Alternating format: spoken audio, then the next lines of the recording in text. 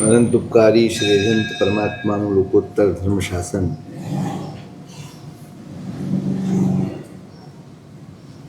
એ ત્યાગનું શાસન છે, વિવેકનું શાસન છે, મર્યાદાઓનું શાસન છે.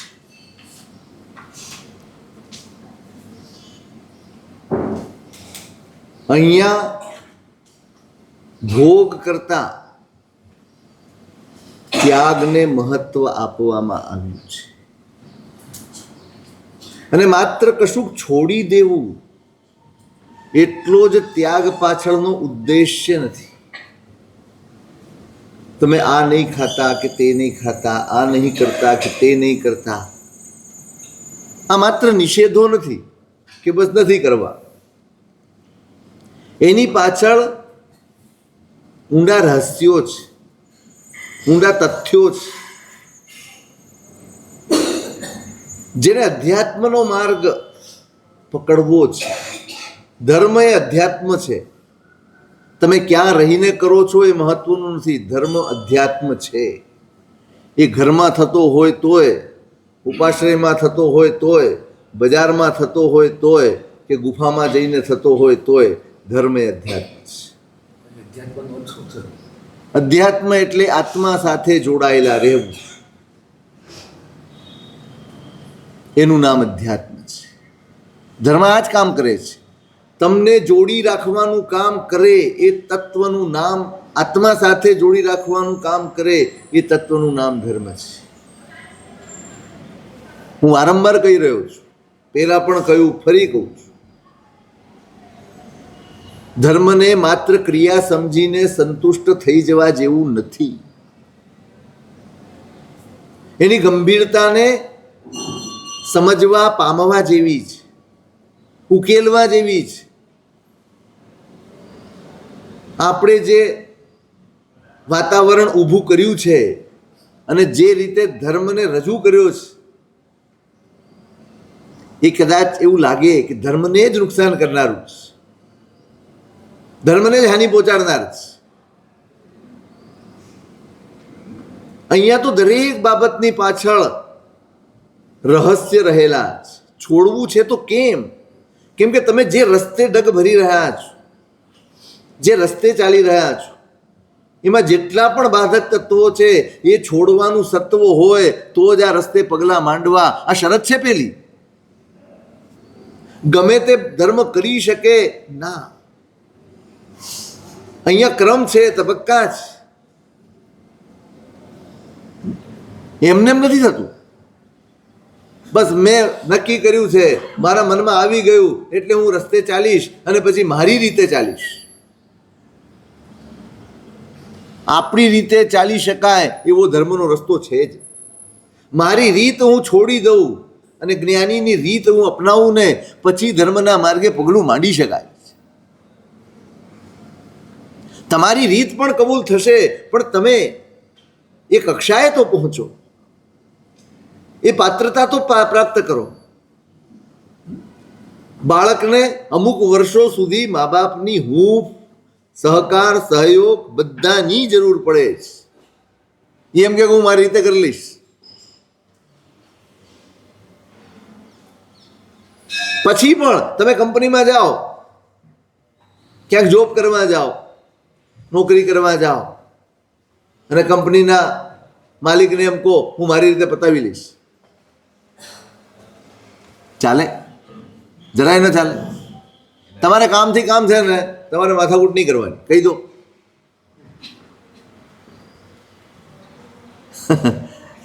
તરત જ બહુમાન કરી આપે. તમારું બહુમાન જ કહેવાય ને. વિદાય સમારોહ ગોઠવી આપે તમારું. ક્યાંય મનમાની ચાલતી નથી. સ્કૂલમાં જઈને બાળક કે હું ભણી લઈશ, તમે બહુ ટકટક નહીં કરતા. ક્યાંય નથી ચાલતું, જીવનભર નથી ચાલતું. ક્યાંક ને ક્યાંક કોઈકના અંડરમાં રહેવું જ પડે છે. તો આ તો અધ્યાત્મનો માર્ગ છે. આ તો ભૂલ ભૂલામણી વાળો માર્ગ છે. બ્રહ્મમાં પડી જવાય એવો માર્ગ છે. હું મારી મેળે, મને લાગે કે આ મને સારું લાગે છે અને આમાં તો ચલો આ રીતે થઈ શકે એવું છે, તો આ ધર્મ છે કે નહીં એનો વિવેક મારામાં આવવો જોઈએ. એટલે આ રસ્તે તો મહાપુરુષોની આંગળી પકડ્યા સિવાય કામ ચાલે એવું જ નથી. અને એ તૈયારી જેની હોય એ જ પ્રગતિ સાધી શકે, વિકાસ સાધી શકે, લક્ષ્ય સુધી પહોંચી શકે. એટલે દરેક બાબત પાછળ જે કંઈ પણ નિયમો છે, મર્યાદાઓ છે, જે રેખાઓ આંકવામાં આવી છે, એ બધાની પાછળ કોઈક ને કોઈક કારણ છે. આજે આપણે ભક્ષ્યાભક્ષની વાત કરવી છે, એટલે આપણે એ જ મુદ્દાની વાત કરીશું. ભોજન અને અધ્યાત્મ એ બંનેનો બહુ ઊંડો સંબંધ છે, બહુ જ ઊંડો સંબંધ છે. ભોજન એ માત્ર શારીરિક ક્રિયા છે નહીં. ભોજન માત્ર શરીરને બળ આપે છે કે શરીરને જ અસર કરે છે નહીં. શરીરને અસર કરે છે માટે મનને પણ અસર કરે છે, માટે વિચારોને પણ અસર કરે છે, માટે પ્રવૃત્તિને પણ અસર કરે છે, માટે વ્યવહારને પણ અસર કરે છે. દરેક ક્ષેત્રમાં એની અસર હોય છે. બહુ ગહન અને ગંભીર વિષય છે ભોજન.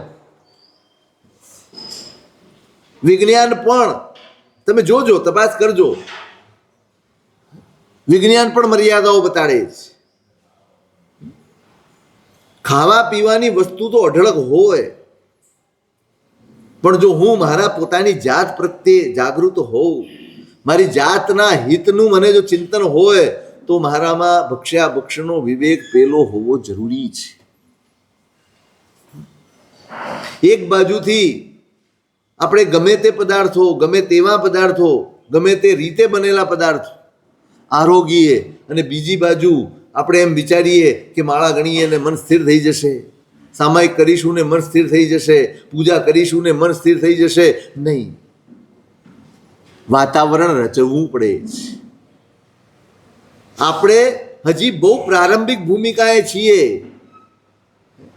આપણે બહુ પ્રારંભિક ભૂમિકાએ છીએ, અને એટલા માટે આપણને જેમ બહાર વાતાવરણની જરૂર છે એમ અંદર પણ વાતાવરણની જરૂર છે. બહાર કોઈક એવા સ્થળે, કોઈ પર્વતોની તલેટીમાં કે ક્યાંક એવી શાંત સ્થળે તમને લઈ જવામાં આવે અને ત્યાં તમને આરાધના કરવામાં આવે તો કેવું લાગે? અસર દેખાય. જે સહજપણે અહીંયા કરતા હો એના કરતાં અનેક ગણો પરિવર્તન, અનેક ગણો ફેરફાર તમને એવા સ્થાન ઉપર અનુભવાય કે ના યાર, આ વાતાવરણમાં બહુ મજા આવી, આ તો સામાયિકમાં પણ મજા આવી, આજે ઔષધમાં પણ મજા આવી. જે કંઈ પણ તમે કરો આરાધના, એ બધામાં તમને મજા આવે, આનંદ આવે. વાતાવરણ. અને સાવ બજારની વચ્ચે જ્યાં ખૂબ ધમાલ હોય, અવાજ અવાજ અવાજ ચારે બાજુ હોય, અને એવી જગ્યાએ તમને સામાયિક કરવા બેસાડી દેવામાં આવે, તમને માળા ગણવા બેસાડી દેવામાં આવે તો કેવું લાગે? શું પરિણામ આવે? થોડી ઘણી મેળવેલી હોય ને એ સ્થિરતા પણ ચાલી. બસ જેમ બહારનું વાતાવરણ એમ મારી અંદરનું વાતાવરણ પણ એટલું જ જરૂરી છે. બહાર જેમ શાંતિ જરૂરી છે તેમ અંદર પણ શાંતિ જરૂરી છે. જે બહારના નિમિત્તોથી અંદર ઊભી થાય છે, અંદરના સંસ્કારોની અશાંતિ તો ભૂલી જાઓ, બહારના નિમિત્તો થકી જે અંદર ચિત્તમાં વિકલ્પ જાળ ઊભી થાય છે, વિકલ્પોનો ધોધ ઊભો થાય છે, એનોય કંટ્રોલ જો આપણે નહીં કરીએ તો અંદરથી ઉભરાતા સંસ્કારો કે એના લીધે ઊભા થતા વિઘ્નો એને કેમ ટાળીશું?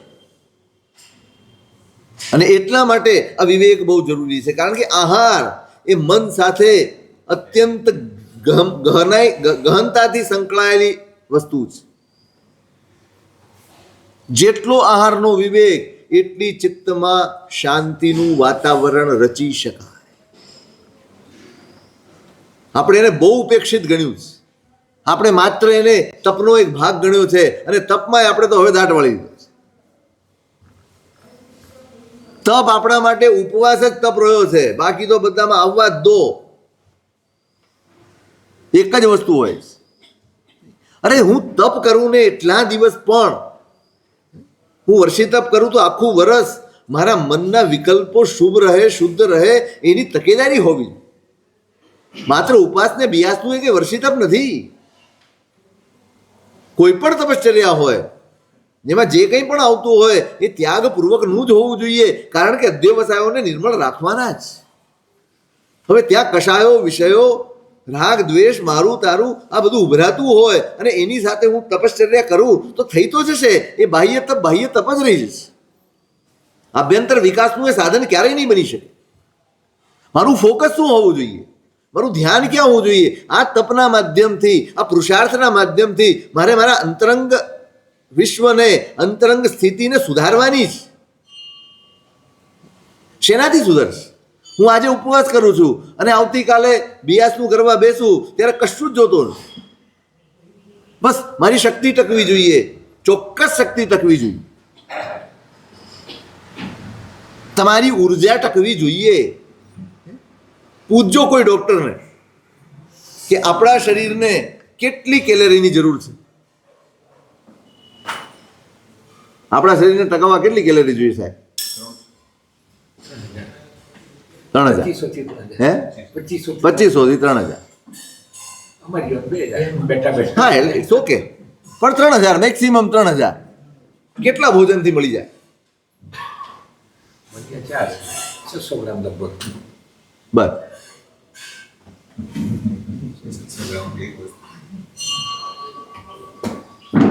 એમાં આપણા ગરિષ્ઠ પદાર્થો અને જે તે, બસ આપણું ફોકસ માત્ર જીવ ઉપર છે, આપણા આત્મા ઉપર નથી.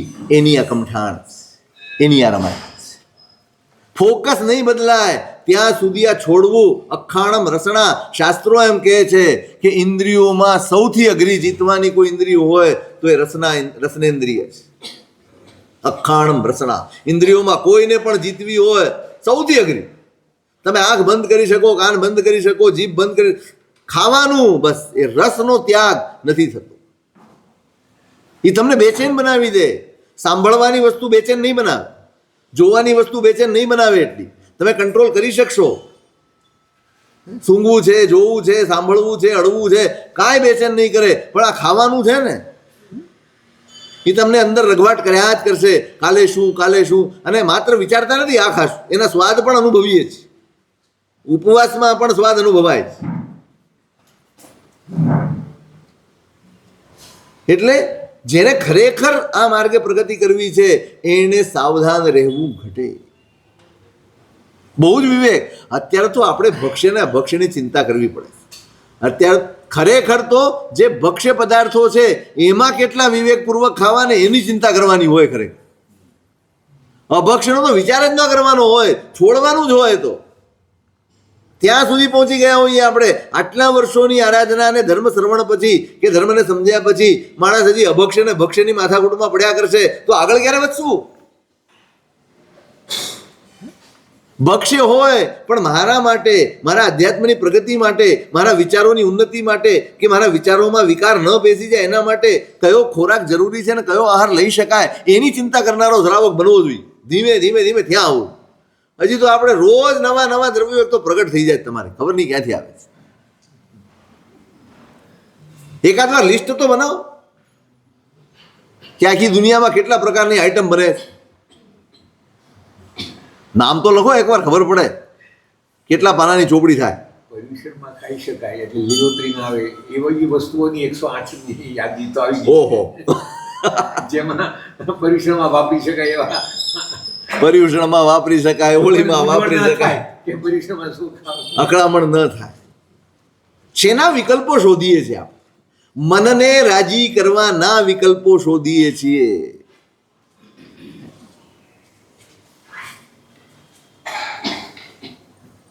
એટલે આપણે તો ભક્ષ્યમાં પણ મારે શું ખવાય ને મારાથી ન શું ખવાય એના વિવેક સુધી પહોંચવાનું હતું. એમાં તો હજી આપણે આમાં પહોંચ્યા.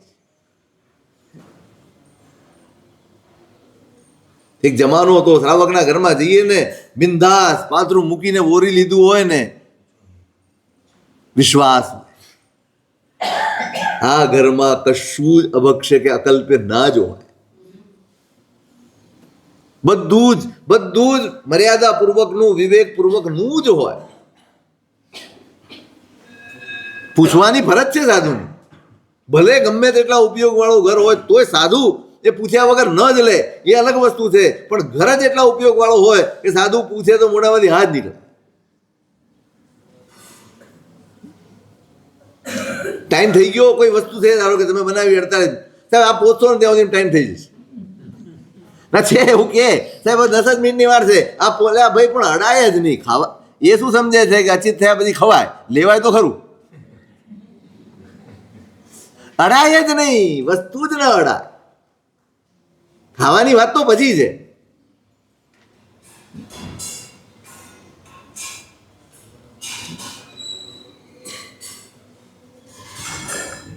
એટલે આપણી આરાધના, આપણો ધર્મ એ સ્થિરતાપૂર્વકનો, સ્વસ્થતાપૂર્વકનો, પ્રસન્નતાપૂર્વકનો બને એના માટેનું અનિવાર્ય અંગ એ આહાર વિવેક છે. માત્ર શરીરને કેન્દ્રમાં રાખીને નહીં, પણ હવે મનને પણ કેન્દ્રમાં રાખીને આપણી આહારચર્યા ગોઠવાય એ બહુ જરૂરી છે, બહુ જ જરૂરી છે. આપણે શરીરને કેન્દ્રમાં રાખીને ગોઠવીએ છીએ પણ નહીં, અને એમાં તો તપ કરો ત્યારે તો ખાસ ચાલુ દિવસો સુધી પહોંચો તો બહુ ઉત્તમ વસ્તુ છે. નહીં તો કમસે કમ તમે જે તપ કરો ને એ દરમિયાન તો આ ચર્યા કે કેવો આહાર લેવાથી મારા પરિણામ સ્થિર રહેશે, સ્વસ્થ રહેશે, પ્રસન્ન રહેશે. થોડી ઘણી નબળાઈ લાગે તો એ કંઈ બહુ મોટી તકલીફનું કારણ નથી, પણ નહીં, મારું શરીર કાર્યક્ષમ હોય, આખો દિવસ હું કાર્ય કરી શકું એટલી ક્ષમતા એની અંદર હોવી જોઈએ.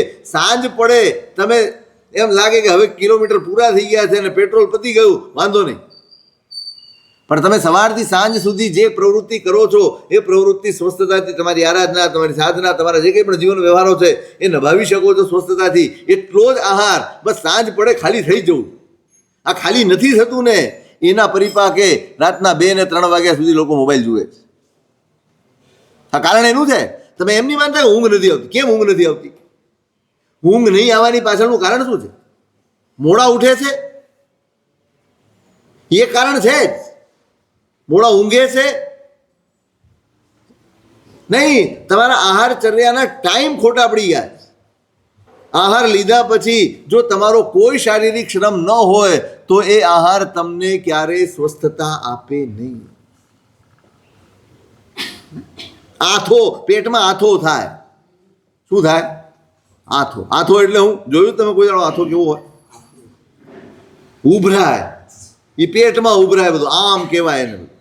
એ પચે નહીં, કારણ કે શારીરિક શ્રમ જ નથી, પચાવવાની કોઈ પ્રક્રિયા જ નથી થતી. એટલે આપરો પછી ઊંઘ આવે, બગા. જોજો તમે ઘણા બધા લોકોને સવારે ઉઠ્યા હોય ને ત્યારે બગાસા ખાતા હોય, આળસ ખાતા હોય, આંખો તો એટલી બધી ભારે હોય કે જાણે હજી હમણાં જ ઊંઘ્યો હશે ને ઉઠ્યો હશે. એમાં તો 8-8 કલાક ઊંઘી ગયા હોય તો પણ એના ચહેરા ઉપર સ્વસ્થતા ન હોય. એ નાહી ધોઈને નીકળે ત્યારે વળી કદાચ એમ લાગે કે આ બધી ઉઠ્યો હોય, જાગ્યો. કેમ આટલી બધી અસ્વસ્થતા છે? કેમ? આ જ કારણ છે. તો આહાર વિવેક પણ જરૂરી છે, અને એની સાથે સૌથી મહત્વનું અત્યારની સમસ્યાનું જે છે તે છે ભક્ષ્ય શું, અભક્ષ્ય શું.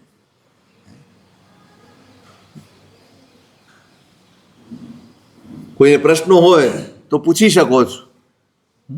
સાહેબ અમારે સૌદોષ હોય ને તો અમે કે લીલોતરી ન કરો, પણ ફ્રીજનું પાણી આરામથી હું પી જઈએ છીએ. શું પી જઈએ? ફ્રીજનું પાણી. હા, હવે એ તો સચિત્ત પાણી જ વાપરતા હોય તો પછી એમાં કાંઈ કહેવાનું રહેતું નથી. કારણ કે લોકો સચિત્ત જ પાણી વાપરે છે. ભાઈ આ વાપરે કે આ વાપરે કે એ બધું સચિત્ત જ પાણી છે. પણ એક વસ્તુ છે જે અત્યારે ચાલે છે, ઘણી જગ્યાએ ચાલે છે, તમારે ત્યાં કદાચ હજી નહીં આવી હોય તો ખબર નથી, પણ સુકવણીના શાક 8મ 14 ને એનું બનાવે. સાહેબ આ સુકવણીની ગવાર છે, આ સુકવણીનો ભીંડો છે, ચાલે છે? આપણે ત્યાં નથી ચાલતું? ક્યાંક ક્યાંક બનાવે છે.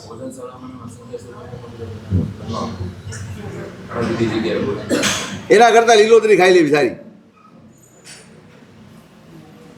આ છે ને એક પ્રકારનો દંભ છે. કારણ કે હવે તમે એવી વસ્તુને પ્રોત્સાહન આપી દીધું છે કે હવે તમે લીલોતરી છોડો કે ન છોડો કાંઈ ફરક પડતો નથી, કોઈ ફરક પડતો. જે બુદ્ધિ હતી ત્યાગની, જે બુદ્ધિ હતી સ્વાદને જીતવાની, એ બુદ્ધિ તો રહી નથી. માત્ર પદાર્થો છોડવા માત્રથી કોઈ લાભ થવાનો નથી. તમે લીલોતરી ખાઓ કે સુકવણી કરીને પછી તમે ખાઓ, શું ફરક પડ્યો? જે ઉદ્દેશ્ય છે આ નાના નાના ત્યાગની પાછળનો જે ઉદ્દેશ્ય છે કે ભાઈ તમારી સ્વાદેન્દ્રિય ઉપર તમે વિજય મેળવો, એ નાના નાના પગલાંથી એ સંભવ બનશે. ભાઈ તમે 5 તિથિ છોડો, ધીમે ધીમે 10 તિથિ છોડો, ધીમે ધીમે 12 તિથિ છોડો, ધીમે ધીમે તમે છોડતા જાઓ. એ સ્વાદ વિજયની જે યાત્રા છે, જે પુરુષાર્થ છે સ્વાદ વિજયનો, એમાં તો સહયોગી બનતું જ નથી. તો પછી છોડવાનો મતલબ શું છે? પછી આશ્વાસન તમે લો કે આપણે આપીએ એકબીજાને, કંઈ નહીં, એ બહાને નહીં. કોઈ આશ્વાસનની જરૂર નથી. અહીં કરવો તો પુરુષાર્થ કરવો, આશ્વાસનનો કોઈ અહીંયા કામ જ નથી, કોઈ કામ નથી. એટલે કદાચ ભોજનશાળાઓમાં ચાલતું હોય ને તો છોડવાનો પ્રયત્ન કરજો, ત્યાં પણ ત્યાગ કરવાનો પ્રયત્ન કરજો ને. ઘરમાં તો પ્રવેશવા જ દેતા નહીં, કોઈ હિસાબે નહીં પ્રવેશવા દેતા. કારણ કે અમને પણ ઓરાવતા થઈ ગયા છે. આ તો તમે લિટરલી અમને પણ ઓરાવતા થઈ ગયા સાહેબ. ધારો કે ચલો માની લીધું દેખીતી રીતે કોઈ દોષ નથી, પણ મારા પાત્રમાં ગુવારનું ભીંડાનું કોઈ પણ શાક હોય આવા દિવસે અને કોઈકને નજર પડવાની જ છે, કારણ કે હું પાત્રું કાઢવાનો છું તમારા ઘરે આહાર ઓરવા આવ્યો માટે, અને નજર પડશે, એ કોઈ બોલશે નહીં, મનમાં શું કહેશે? કોઈકને ખબર હોય તો ઠીક છે, ન હોય તો. અને એમાં કોઈક નાના બાળકના ને નજર પડી ગઈ, મારા સાહેબ વાપરે છે, આપણે કેમ નહીં? એક માર્ગ, અવળો માર્ગ શરૂ થઈ જાય. બધી વસ્તુ માત્ર નિર્દોષ છે કે નહીં એટલું જ નથી જોવાનું, એનો વિવેક આ પણ છે. ધારો કે ચોમાસું છે અને પાપડ, અહીંયા તો પ્રદ્યુમ્ન સૂરી મહારાજે બંધ કરાવ્યા છે, તોય અમુક આંબીલ શાળામાં ચાલુ છે કે દશેરા પછી આ પાપડ કરવાના. હા, છે ચાલુ છે. પ્રદ્યુમ્ન સૂરી મહારાજે બહુ કડકાઈથી ના પાડેલી છે અહીંયા કે આપણે 4 મહિના કાર્તકી પૂનમ સુધી પાપડ નથી વાપરવા,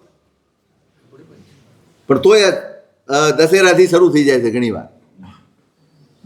આમ ચોમાસામાં તમે આજે સવારે લોટ બાંધો, કૂટો, તૈયાર કરો અને પાપડ બનાવો તો ખપે.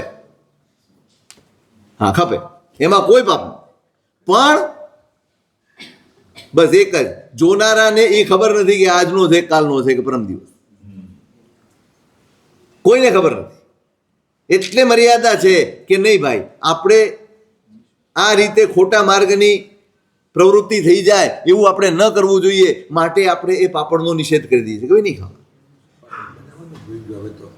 પાપડ. હા, બનાવવાના તો આપણે ભૂલી જ ગયા છીએ, હવે તો રહ્યા જ નથી.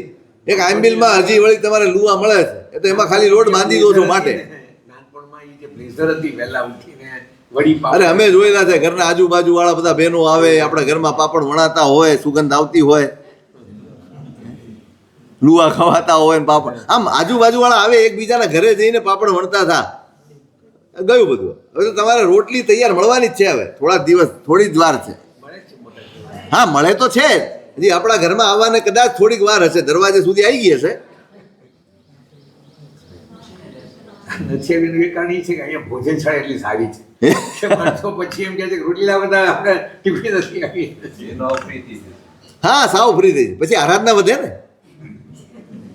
આરાધના વધુ કરી શકે એટલે બધા લોકો બહારના તમારા માટે આયોજન કરે. આહારમાં છે ને એક વસ્તુ આ પણ છે, તમે કોના હાથનું વાપરો, તમે શું વાપરો છો એના કરતાં પણ અગત્યનું છે કોના હાથનું વાપરો છો, એના પરિણામ કેવા છે. અરે ગહન અસર કરે. અસર એટલે આહારની અસર કરતા વિચારોની અસર કરે. મેં તમને કદાચ અહીંયા એક દાખલો કહ્યો, પ્રદ્યુમ્ન સૂરી મહારાજે લખ્યું છે પાઠશાળા. એક સંત એક જ ટાઈમ આહાર કરવાનો, બસ આટલી ખીચડી ખાય પૂરું, પછી બીજે દિવસે બપોરે. એમની આ સાધનામાં પ્રસંગ છે. લોકો ખૂબ એમના ભક્તો જ વિનંતી કરે, બાપજી એકલી ખીચડી શું કરવા, કંઈક કોઈક દાડો રોટલી તો ખાઓ તમે. સારું, રોટલી ખાઈ લઈએ, ખીચડી બંધ, ખીચડી બંધ, રોટલી ખાઈ લઈએ. અને એક બેન બસ એ જ બનાવે રોટલી, અને એ જ રોટલી આ સંત જમે. રોજ રોજ આ બેનને રોટલી બનાવતા જુએ સંત માટે, એટલે આજુબાજુ વાળાને મન તો થાય ને કે ભાઈ અમે પણ. એટલે એક દિવસ એક બેને બહુ આગ્રહ કર્યો કે ભાઈ મને એક દિવસ તો લાભ આપ. એક દિવસ તો મને કરવા દો. બહુ આગ્રહ કર્યો, આમ અનુનય કર્યો. એટલે પેલા બેનને એમ થયું કઈ વાંધો નહીં, આજનો દિવસ તું બનાવી. ત્યાં જ બનાવી, બધું જ કર્યું, એ જ લોટ, એ જ પાણી, એ જ બધું, એ જ બેઠા અને રોટલી બનાવી અને સંતને પીરસી. રોટલી ખાધી, મોઢામાં કોળિયો ગયો, એ સાથે જ સંતે કીધું આજ રોટી રામ નહીં બોલ રહી. સમજાઈ ગયું કે આજ રોટલી કોઈક બીજાએ બનાવી. જોજો, પેલા બેનને જોતા નથી કોણ બનાવી રહ્યું, પણ આજે રોટલી રામ નથી બોલતી. જ્યારે પણ હું રોટલી જમું ત્યારે મને રામનું સ્મરણ થાય છે. પેલા બેન જે રોટલી બનાવતા હતા રોજ, એ જ્યારે પણ આ બધું બનાવે રસોઈ, ત્યારે એના મનમાં રામ નામનું રટણ ચાલ્યા જ કરે, સતત અખંડપણે રટણ ચાલ્યા કરે. અને એ રોટલી બનાવે, એ રસોઈ બનાવે અને સંત ખાય, ત્યારે એની અસર એને દેખાય. અને આજે પેલા બેન એને બનાવ્યું ભક્તિથી કે મને લાભ મળે, પણ માત્ર બહારની ભક્તિની, ભક્તિ બાહ્ય પ્રતિપત્તિથી હૃદય પ્રેમ બહુમાન. ભક્તિ અને બહુમાન એ બેમાં બહુ સરસ તફાવત ઉપાધ્યાયજી મહારાજ આપ્યો છે. ભક્તિ બાહ્ય પ્રતિપત્તિથી, તમે રસોઈ બનાવીને ખવડાવો, તમે એની બહારની સેવા કરો, તમે એની તબિયતની સેવા કરો, તમે ગોચરી લાવીને આપી દો, ખાવાનું આપી દો, આ તે બધું દવા વગેરે, આ બહારથી જે કંઈ પણ પ્રતિપત્તિ કરો તે બધી જ ભક્તિ કહેવાય. અને બહુમાન તો કે હૃદય પ્રેમ બહુમાન. હૈયાનો પ્રેમ ભળે ત્યારે બહુમાન બને. અમારે એક ડૉક્ટર મિત્ર છે, એ એમણે હવે ધર્મમાં આગળ જેમ હવેલી ધર્મ પાળે છે ભગવતનો, તો બહાર કોઈ પણ મેં ઘરે કોઈ પણ વસ્તુ ખાવાનું એમણે બંધ કરી દીધું. અને એથી આગળ જે લોકો મર્યાદિત ધર્મ પાળે છે એ તો રસોઈ કરતા એમાં કોઈને આવાય ના અંદર. હા, નહીં, એક નિયમ હોય. આ બ્રાહ્મણો અમુક છે ને, આજે પણ છે, મર્યાદિત કહેવાય લોકોને. એ તમારા એ અનાજ લઈ લેશે, રસોઈ તો જાતે જ બનાવશે, કોઈ નહીં. એટલે કોણ બનાવે છે ને એ પણ બહુ મહત્વનું છે, કેવા પરિણામથી. હવે તમે સમજો, આપણે જે કંઈ પણ બહારથી ઓર્ડર કરીને મંગાવીએ છીએ એ ખપે એવું હોય ને તો અકલ્પે છે.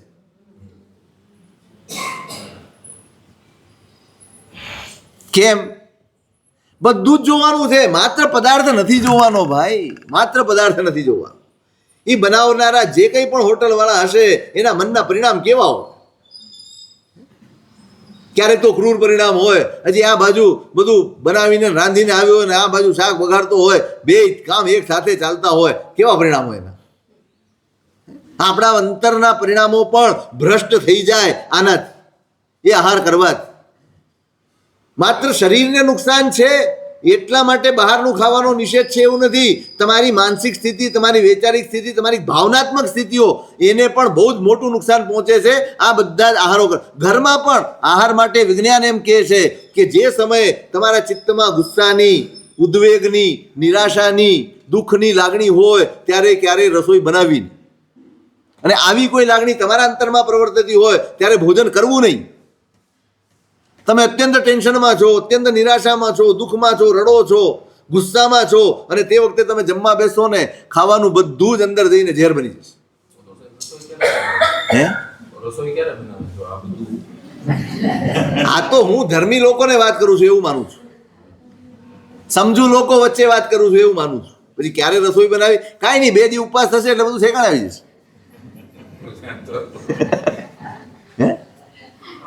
એટલે જાતે શીખી જવી. એ અકળાયેલા હોય ત્યારે કેવું તમે બેસો, હું કરું.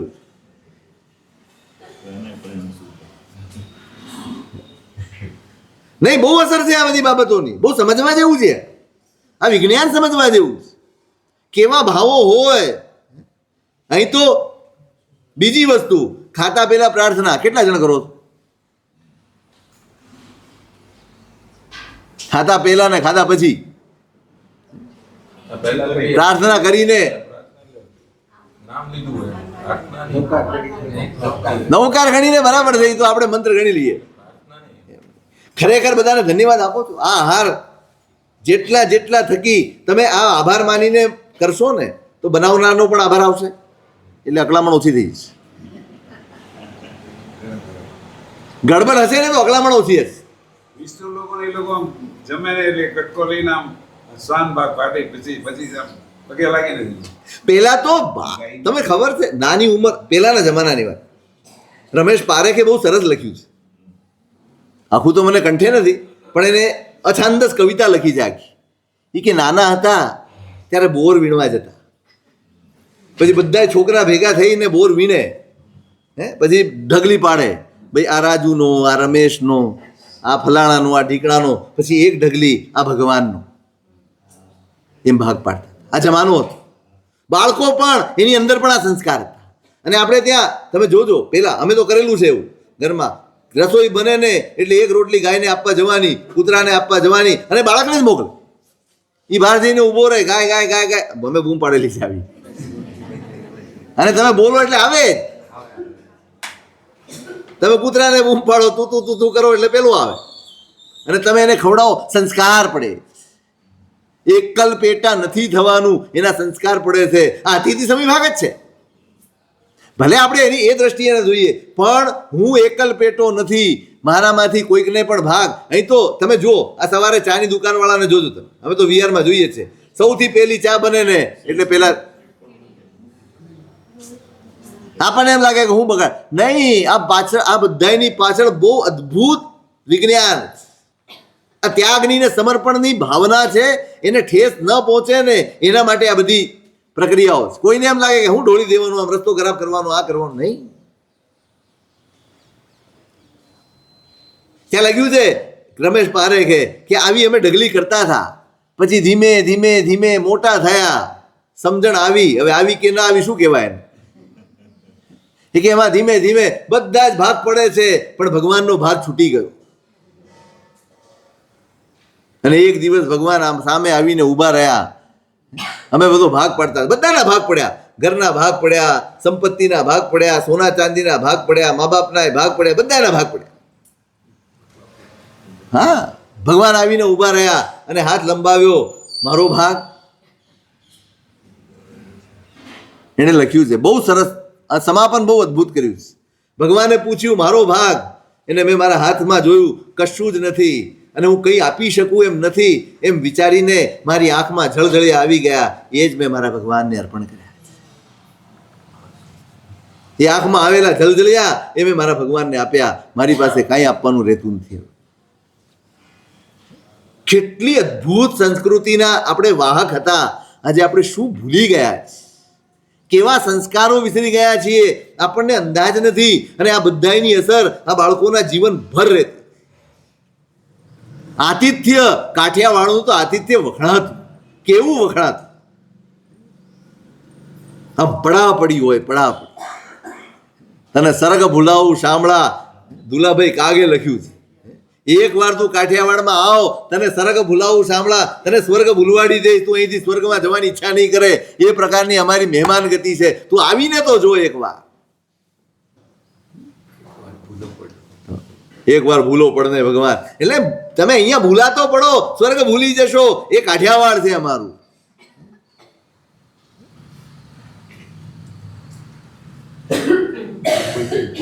ચડતા દિનનું પારખું, નિત આવે મહેમાન, પડતા દિનનું પારખું, આંગણ નાવે શ્વાન. નિત્ય મહેમાન. જેસરમાં પેલા ભગવાનભાઈ હતા આપણા શ્રાવક. સવારે શ્રાવિકા ઉઠે ને એક ગરવું, આટલું મોટું ગરવું હોય ને એટલું ભરીને રોટલી બનાવી. આ શ્રાવક નીકળે, સેવા પૂજા સામાયિક પ્રતિક્રમણ બધું કરીને બજારમાં નીકળે, એને પાછા બપોરે આવે ત્યારે 10-15 જણને તેડતા. એ આ ગામનો નથી, તરત જ નજર ઉપરથી ખબર પડે કે આ ગામનો નથી, પરગામથી આવ્યો છે. ભાગ્યશાળી લાભ આપો, ભાગ્યશાળી લાભ આપો, ભાગ્યશાળી લાભ આપો. જે જડે જે આવે બધાને લઈને આવે, રોજ, એક દિવસ નહીં, 2 દિવસ નહીં.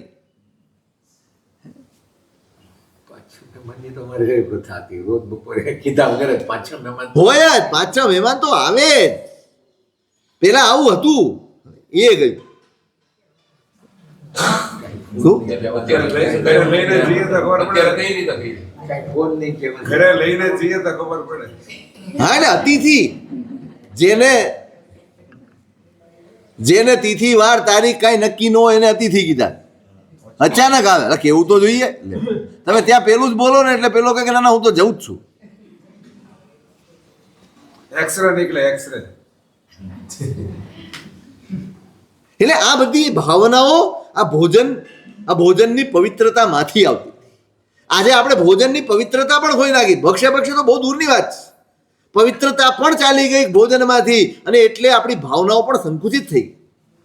સંકુચિત, સાવ સંકુચિત. કોઈ ન ગમે, ન ગમે.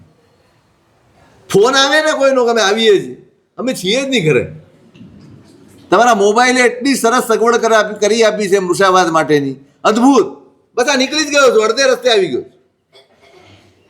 પાછો ટ્રેનનો અવાજ કાઢી બતાડ્યો, એને ખબર પડે કે આ સ્ટેશને ઉભો છું, બસ સ્ટેન્ડે ઉભો છું. અવાજ બધા જ નીકળે. જૂઠ બોલવાનું સૌથી સરસ માધ્યમ એટલે મોબાઈલ. ભાવનાઓ જતી રહી. આપણે આ માત્ર આહારની પાછળ, આ આહારની શુદ્ધિ નથી જાળવી, એની પાછળ આપણે કેટલું ખોઈ નાખ્યું છે એનો અંદાજ આપણને.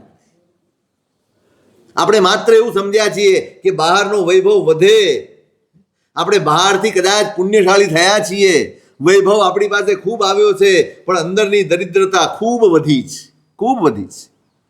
આપણે અંદરથી ખૂબ ગરીબ છીએ. એટલે સૌથી પહેલા, જો કે હવે તો આ જ જરૂરી છે કે પહેલા અભક્ષ્ય ઘરમાંથી નીકળે, કમસે કમ એટલું તો થાય. આટલામાં શું થઈ ગયું એ આપણા પ્રશ્નો છે. જ્ઞાનીઓ કાંઈ ઈર્ષ્યા નહોતા કરતા કે ભાઈ આ ખાય છે તો એને બંધ કરાવી. પણ જેને આપણી ચિંતા છે, આપણા આત્માના હિતની ચિંતા છે, એ જ્ઞાનીઓએ પોતાના જ્ઞાનની દ્રષ્ટિએ જોઈને આપણને કેટલીક બાબતોના નિષેધ કર્યા. નહીં ભાઈ આ નહીં, કારણ કે એની પાછળ બંને હેતુઓ છે. પ્રભુના શાસનમાં બંને હેતુઓ છે. વિજ્ઞાન તમને શરીરના નુકસાન બતાડશે, પણ ધર્મ એ શરીરની સાથે આત્માનું અહિત પણ બતાડશે. તમે આ વસ્તુ વાપરો છો એમાં હિંસા, કોઈકને દુભવવાનું, કોઈકની પીડા પણ સમાયેલી છે, માટે પણ ત્યાગ કરવા.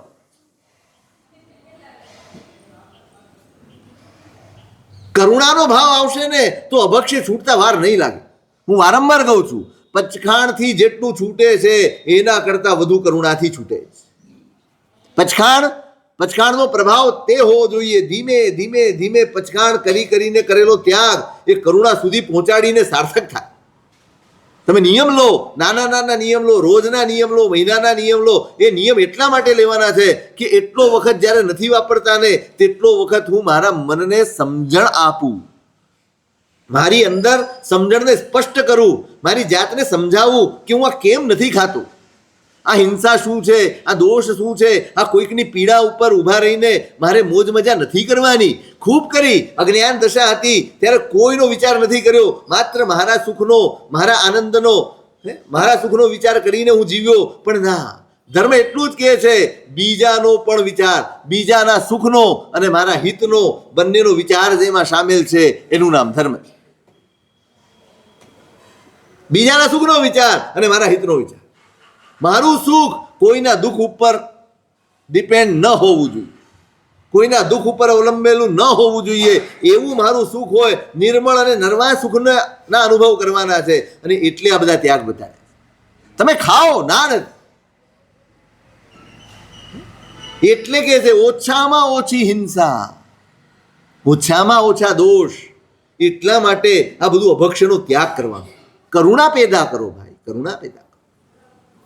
અનંતર હોય કે પરંપર હોય, કોઈ પણ સ્વરૂપે હિંસામાં, કોઈકની પીડામાં આપણે સહભાગી ન થવાય. ધારો કે તમે જે વસ્તુ ખપે એવી હોય એવી જ વસ્તુ હોટલમાંથી મંગાવો છો અથવા ઓનલાઈન ઓર્ડર કરીને મંગાવો છો, પણ પરંપર રીતે તો તમે હિંસામાં સામેલ છો, પરંપર રીતે તો કોઈકની પીડામાં સામેલ છો. તમે જોજો, મેં તમને એક દિવસ કહ્યું, એક વિડીયો આવ્યો હતો એક દિવસ, આ જે તમારી 10 મિનિટ્સ ડિલિવરી છે ને, મેં કહ્યું હતું તમને, બ્લિંકિટ. કેટલાય છોકરાઓ, કેટલાય કામ કરનારાઓ આપઘાત કરે છે એમાં. એટલું બધું પ્રેશર હોય છે. એ 2 મિનિટ 3 મિનિટ મોડો પહોંચ્યો હોય ને તો હવે લેનારાઓ પણ માથે ચડી બેસે, તું મોડો આવ્યો કેમ, અમારે જોઈતું જ નથી. આટલી વારમાં તો, અને એ બિચારો જો પાછો ઓર્ડર લઈને જાય ને એની નોકરી જાય, ઘર માંડ ચાલતું હોય. આના જ આધારે ચાલતું હોય અને એમાં આટલી બધી પ્રેશરાઇઝ સ્થિતિ હોય, કેવી રીતે જીવે માણસ? હવે તમે સમજો, આવા ટેન્શનમાં લઈને તમારો ખોરાક લઈને તમારી પાસે આવે, એ કયા ભાવથી તમને? એક તો બનાવનારો, એક મોકલનારો, એક લાવનારો અને ખાનારો. તમે સમજો, આપણા વિવેક ભ્રષ્ટ થયા છે. આપણી અંદર આટલા બધા કષાયો અને વિષયો ભડકે છે.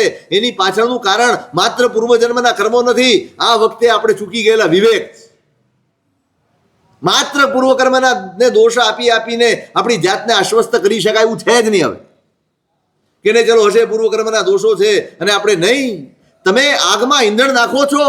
આગમાં છે પૂર્વના દોષો છે જ, સંસ્કારો છે જ, કર્મ છે જ, પણ એ આટલા જ, આટલી જ આગ હતી અને એમાં તમે ઘી નાખીને, ઈંધણા નાખીને એને ભડકો ને જ્વાળામુખી સુધી બનાવી દીધું. એ કોનું પાપ છે? ધર્મ તો એ કહેતો હતો કે તમારી અંદર જે પડ્યું છે એના તરફ તમે સાવધાન બની જાઓ, એને દૂર કરવાની વાત છે. ત્યાં તો આપણે ઈંધણા રાખીએ, પછી તપ કરીએ, પછી આરાધના કરીએ અને પછી રાહ જોઈએ કે અમે સુધરી જઈએ. કેવી રીતે સુધરી જાય? એક તરફ અપથ્યનું સેવન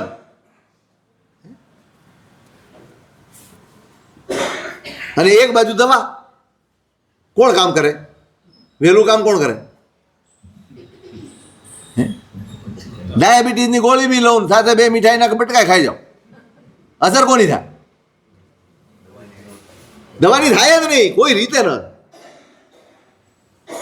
તો એક બાજુ હું ધર્મ કરું, આરાધના કરું, અને બીજી બાજુ આ અપથ્ય સેવન જ છે. કેવી રીતે થશે?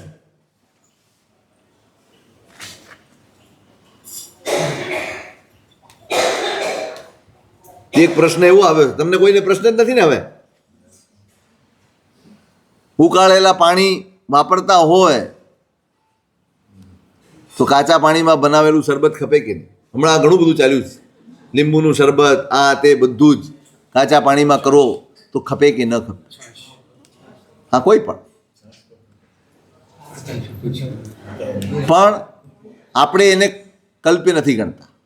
એની પાછળનું એક કારણ, આપણે ત્યાં પહેલા ધોવણના અને આ બધા પાણી ચાલતા, રાખના રક્ષા નાખેલા. એક જમાનો થઈ ગયો, હવે એ પરંપરા જ બંધ થઈ ગઈ છે. બીજે ચાલે છે, સ્થાનકમાં અને એમાં ચાલે છે, પણ એની પાછળનું કારણ શું છે? આમ પરકાય શસ્ત્ર કહીને આપણે માનીએ છીએ કે ભાઈ પરકાય શસ્ત્ર થઈ ગયું એટલે 2 ઘડીમાં અચિત્ત થઈ જાય, પણ પ્રમાણ ખબર છે? આપણને પ્રમાણની ખબર નથી. કેટલું નાખવાથી અચિત્ત થાય? થોડું નાખો. જો ચૂલા ઉપર પાણી મૂકીએ ને એટલે તરત જ અચિત્ત થઈ જાય, તરત જ. હવે વપરાય કેમ નહીં?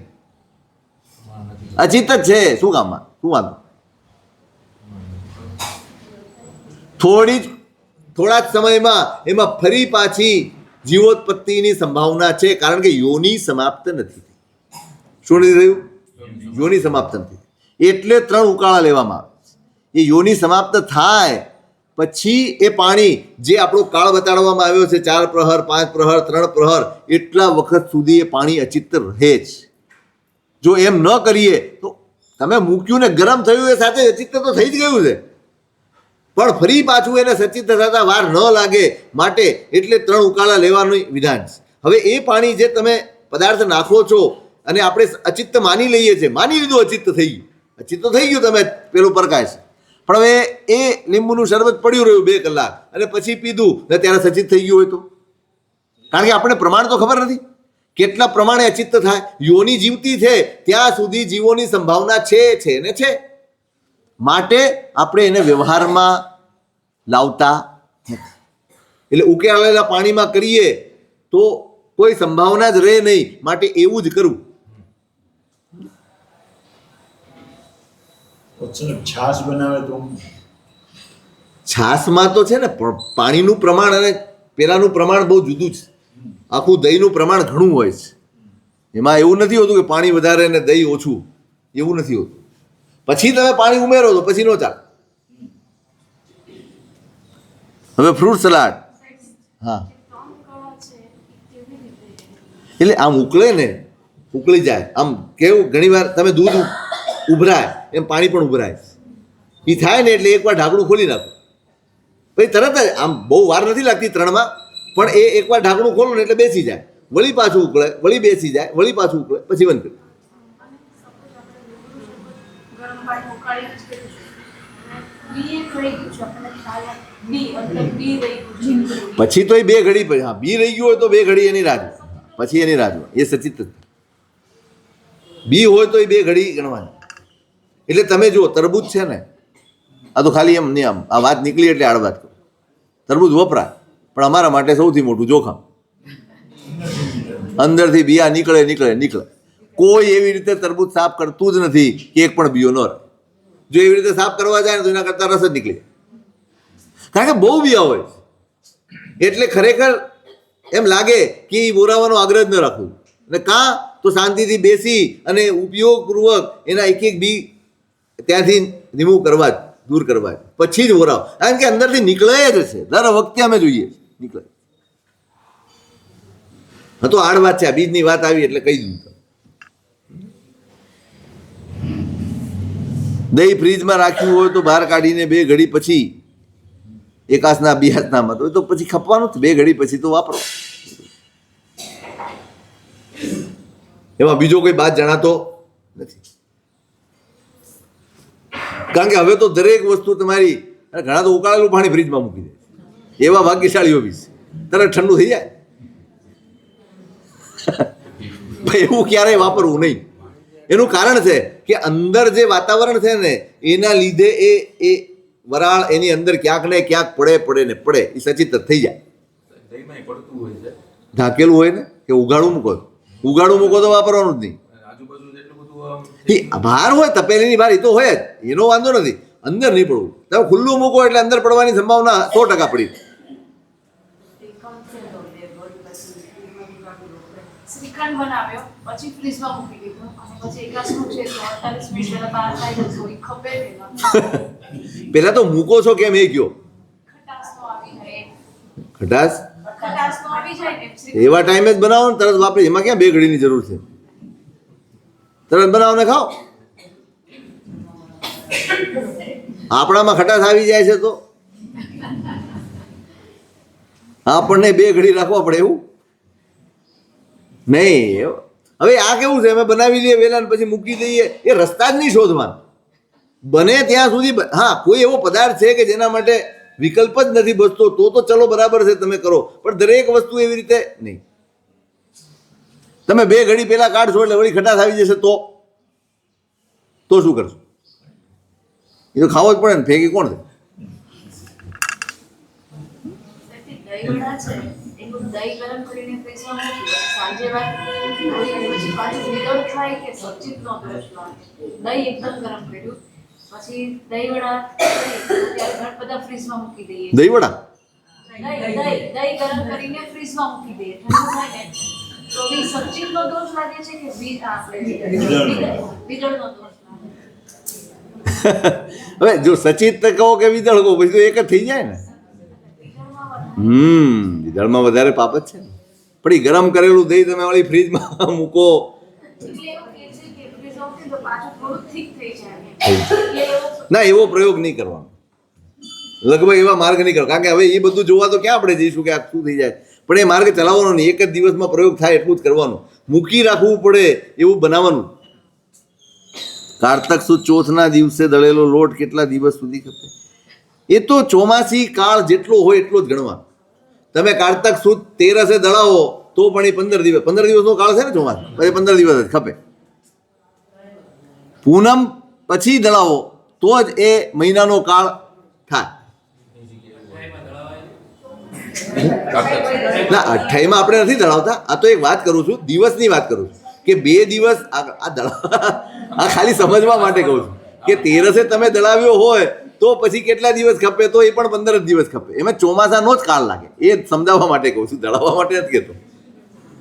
જે સમય જે બસ અત્યારે જે કાળ ચાલે છે 4 મહિનાનો કાળ, તો એ છેલ્લા દિવસ સુધી એ જ રીતે ચાલે. પ્રોપોર્શનલ ન હોય સાહેબ. 5 દિવસ આના હોય ને 10 દિવસ બાકી જાય, ઓલામાં જાય તો એમાં બધું ના, કંઈ નહીં. એમાં આ કઈ ધંધા થોડા છે. આ નિયમ નહીં, નીતિ છે. એ ચોમાસામાં દળાવ્યું ને એટલે એ વાતાવરણમાં તમે દળાવ્યું, બસ એ વાતાવરણને જોવાનું છે, વસ્તુને નહીં. સંત સ્વામી વાત્સલ્ય હોય કોઈ પણ અથવા મોટું ફંક્શન હોય તો રસોઈ ક્યારથી સ્ટાર્ટ કરવી એટલે મીન્સ સૂર્યોદય પછી અમુક સમયે કે ક્યારે કરવી અને એનું જે શાક સમારેલું આગલે દિવસે સમારીને એ વપરાય કે નહીં મોટા એટલે સંત સ્વામી વાત્સલ્ય અથવા મોટા કોઈ પણ ફંક્શનમાં એ તો નથી જ ચલાવતા આપણે, કારણ કે એમાં બહુ દોષ છે. ચાલુ ક્યારે કરવી રસોઈ સમજો જો ચાલુ તો આપણે જો આમ સૂર્યોદયથી જ ચાલુ કરવાની હોય છે, મુખ્ય માર્ગ એ જ છે. છતાંય વર્ષ કમ વર્ષ થોડુંક અજવાળું થાય, તમને દેખીતું થાય, પછી તમે કરો. આપણે શું વિચારીએ છીએ કે ભાઈ લાઇટ કરી દઈશું તો બધું અજવાળું થઈ જાય. લાઇટ કરવાથી અજવાળું તો થઈ જાય છે, પણ એની સાથે જીવોત્પત્તિ ખૂબ થાય છે, એટલે હિંસા બહુ થાય છે. અને સૌથી મહત્વનો મુદ્દો એ છે કે સ્વામી વાત્સલ્ય જેવા ધાર્મિક કૃત્યો જો તમે એને ગણતા હો તો એમાં એટલી જ વસ્તુ બનાવવી જોઈએ જેટલી આપણે સૂર્યોદયથી શરૂ કરીને બનાવીને પીરસી શકીએ. એનાથી વધારે બનાવવાનો ક્યારેય અબળખો કે ઉમળકો રાખવો નહીં. એ ભક્તિ નથી. કદાચ બાહ્ય રીતે કે દેખીતી રીતે તમે ખૂબ સંઘની ભક્તિ કરી એમ કહેવાતું હશે, પણ ધર્મની વિરાધના કરીને કોઈ ભક્તિ એ ધર્મ બનતી નથી. આજ્ઞાની વિરાધના કરીને કોઈ ભક્તિ એ ધર્મ બનતી નથી. માટે એટલી જ વસ્તુ બનાવવાની, જે વસ્તુ જૈનાપૂર્વક આગલે દિવસે બનાવી શકાય, મીઠાઈ જેવી વસ્તુઓ તો એ તમે બનાવો. બાકી જે આજે જ બનાવવાની છે એ તો આપણો નિયમ સૂર્યોદયથી તમે શરૂ કરો અને બપોરનું જમણવાર હોય તો 10 વાગ્યા 11 વાગ્યા સુધીમાં, ધારો કે 6 વાગે સૂર્યોદય હોય તો 5 કલાકમાં જો માણસ વધારે રાખવા પડે, સાધન વધારે રાખવા પડે, જેટલું બનાવવું એટલું બની શકે. નૌકારસી વગેરે હોય તો પછી સવારે નોકારસી હોય તો આઈટમ ઓછી કરો. ઓછી ક્રિયાથી તે પછી થતું નહીં. લાસ્ટ ટાઈમ ક્યાં નથી થાય અત્યારે પ્રેક્ટિકલ અમૃતિ કે કોઈ પણ બનાવે તો એ લોકો આ જે બનાવવા વાળા શું કે આગલે દિવસે અમે શાક પૂરી સ્લાઇડ તળી રાખીએ, પછી ફરી બીજે દિવસે આવે ત્યારે પછી નાખવું પડે. એ તો વાસી જ થઈ જાય, એ તો વાસી જ થઈ જાય. દીબા બનાવી રાખે એમ. અમૃત. હા, એ સમજી ગયો. આ લોકો જે બનાવે ને રસોઈ એ બધું આવું કહેતા હોય છે. અમે તો બધી જગ્યાએ પણ વપરાય છે. આપણે જૈણાવાળી આઈટમ બનાવીએ તો ન ચાલે. હું તો એટલું જ પૂછું છું. તમે વર્તમાન સંયોગ છોડી દો, હું તો વ્યક્તિગત વાત કરું. હું વ્યક્તિગત વાત, ધારો કે તમારો છે તો તમે એટલું જ કરો. બીજું શું કહેશે લોકો, તે યાર બહુ વસ્તુ નહીં બનાવે, કાંઈ વાંધો.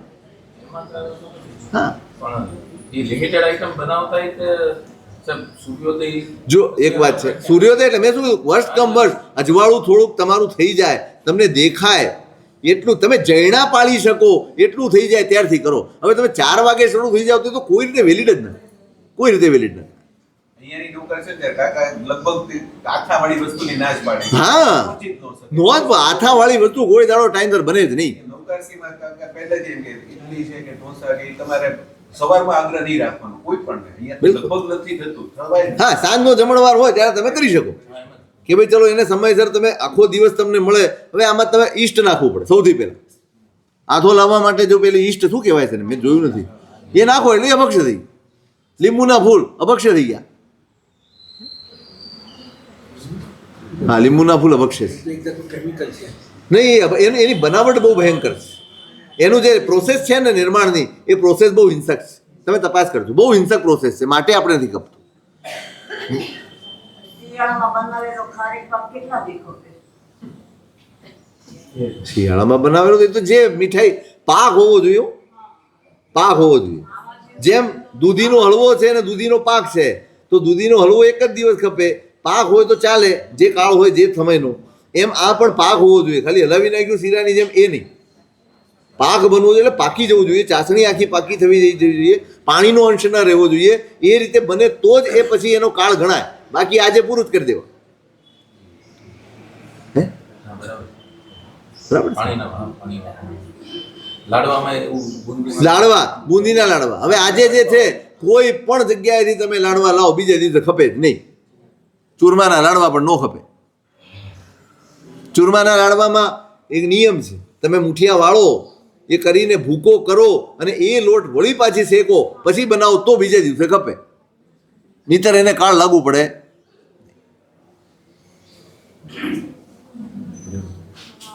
હે, વિરાસત એમ ઉપયોગ કરો તો મેં જ બનાવીએ તળી ચૂરમો શેકી હા, તળીને પછી ભૂકો કરવાનો, વળી પાછો એને શેકવાનો અને પછી એને બનાવો. અને આ લાડવા વાળવામાં થોડું ઘી વધારે જાય, પણ ઘીથી વાળો તો, પાણીથી વાળો તો પછી બીજે દિવસે ન ખપે.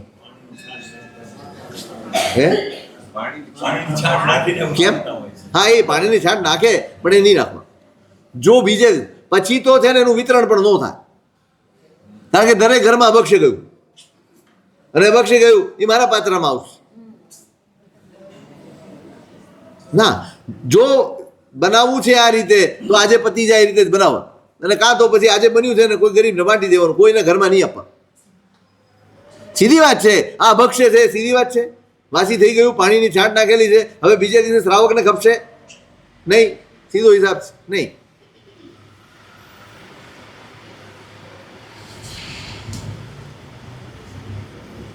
કરેલું પાણી પીતા હોય હા, તો પછી 24 પછી ખૂબ જ તરસ લાગે, લેવાતું ન હોય તો પછી પીછળ વળી થોડું પાણી ઉકાળીને પીવાય.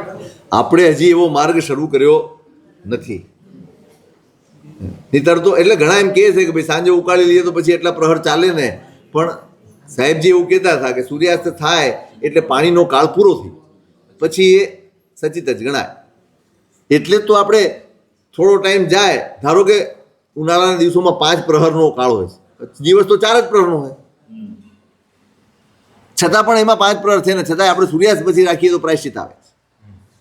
સૂર્યાસ્ત પછી પાણી રહી જાય તો પછી એનું પ્રાયશ્ચિત આવે, 10 ઉપવાસના પ્રાયશ્ચિત આવે. સૂર્યાસ્ત પહેલા દેવું જોઈએ. હા, એટલે સૂર્યાસ્ત સુધીમાં પાણી પાણી તો બરાબર છે, પણ પડ્યું રહ્યું. હા, પડ્યું રહ્યું તોય પ્રાયશ્ચિત આવે, કારણ કે આપણે સચિત્ત બનવામાં નિમિત્ત બન્યા. એ સચિત્ત થયું એવું નહીં થઈ એટલે જીવની હિંસા થઈ એટલે પછી પ્રાયશ્ચિત આવે. તો અત્યારે જે 2 કાનું પાણી હોય તો પેલા કાનું બધું ત્રિપલ ટાઈમ પેલા હા, પલટવી દેવાનું. હા, પ્રહરનો કાળ છે ને એક સમજી લેવાનું. પ્રહર છે ને એ આપણે હંમેશા 3 કલાકનું ગણીએ છીએ, એવું નહીં ગણવા. પ્રહર દિવસના અને રાતના બંને જુદા છે. સૂર્યોદયથી સૂર્યાસ્ત અને સૂર્યાસ્તથી સૂર્યોદય, એ સમય ગણીને એના 4 ભાગ કરવા. કારણ કે 6 વાગે સૂર્યોદય થતો હોય અને મોડો 7, સવા 7 સૂર્યાસ્ત થતો હોય તો 13 કલાકનો દિવસ થયો. એટલે 13, સાડા 13 કલાકનો દિવસ હોય તો એ પ્રમાણે 4 ભાગ કરીને પ્રહર ગણવા. એટલે ક્યારેક શું થાય છે આમાં, જો જ્યારે દિવસ લાંબો હોય ને ત્યારે તો 3 કલાકમાં વાંધો નથી આવતો, પણ હવે અત્યારે તમે ગણો ને તો તમારું પાણી રહી જાય. 3 કલાક પ્રમાણે ગણવા જાઓ તો તમે 9 કલાક ગણો, અત્યારે 9 કલાકના 3 પ્રહર છે જ નહીં, 3 પ્રહર છે જ નહીં. એટલે પાણી પલટાવવામાં તમે આમ ગણો કે ભાઈ 6 વાગે થયું તો અમે 3 વાગે કાઢી નાખીએ તો નહીં, એ દોષ જ લાગે, કારણ કે પ્રહર કરતાં ઉપર જતું રહ્યું. એટલે અત્યારે 3 કલાકનો પ્રહર છે જ નહીં. અત્યારે સૂર્યોદય મને લાગે 11 કલાકનો દિવસ છે લગભગ અત્યારે. હે 11 કલાકનો દિવસ છે. 11 કલાક લગભગનો દિવસ થઈ ગયો છે. એટલે હવે 1 કલાક ઓછો થયો એટલે 15 મિનિટ ઓછી થઈ ગઈ. 3.25 કલાકનો એક પ્રહર થઈ ગયો. એટલે 3 પ્રહર જતા તો 3.25 કલાકનો ફરક પડી જાય. એટલે પ્રહરની ગણતરી પણ એ રીતે ઉપયોગ રાખીને ગણવાની. સાયન્ટિફિક પરમિશન હોય ત્યારે અમે કઠોળ 4 વાગે પલાળી તો એ પણ દોષ લાગે. અને 5 વાગ્યાની હા, એટલે સેજ અજવાળું થાય પછી જ આપણે શરૂઆત કરીએ છીએ. પહેલા કાળનું પાણી વધારે પ્રમાણમાં પડ્યું હોય તો એનો કાળ પૂરો થાય પહેલા પરિવાર બીજા કાળ તરીકે ઉપાડાય. ના ના, એ વ્યવહાર નહીં. એનો કોઈ બીજા ઉપયોગમાં તમે લઈ લેતા હો તો ઠીક છે, કાં તો ચૂનો નાખી દો. અને ધારો કે ચૂનો નાખી દીધું, હવે નીચે બીજો કોઈ પ્રયોગ નથી અને પોતું કરવું હોય તો કરી દેવાય, પણ ઉકાળીને ફરીવાર વાપરવાનું નહીં કરવા.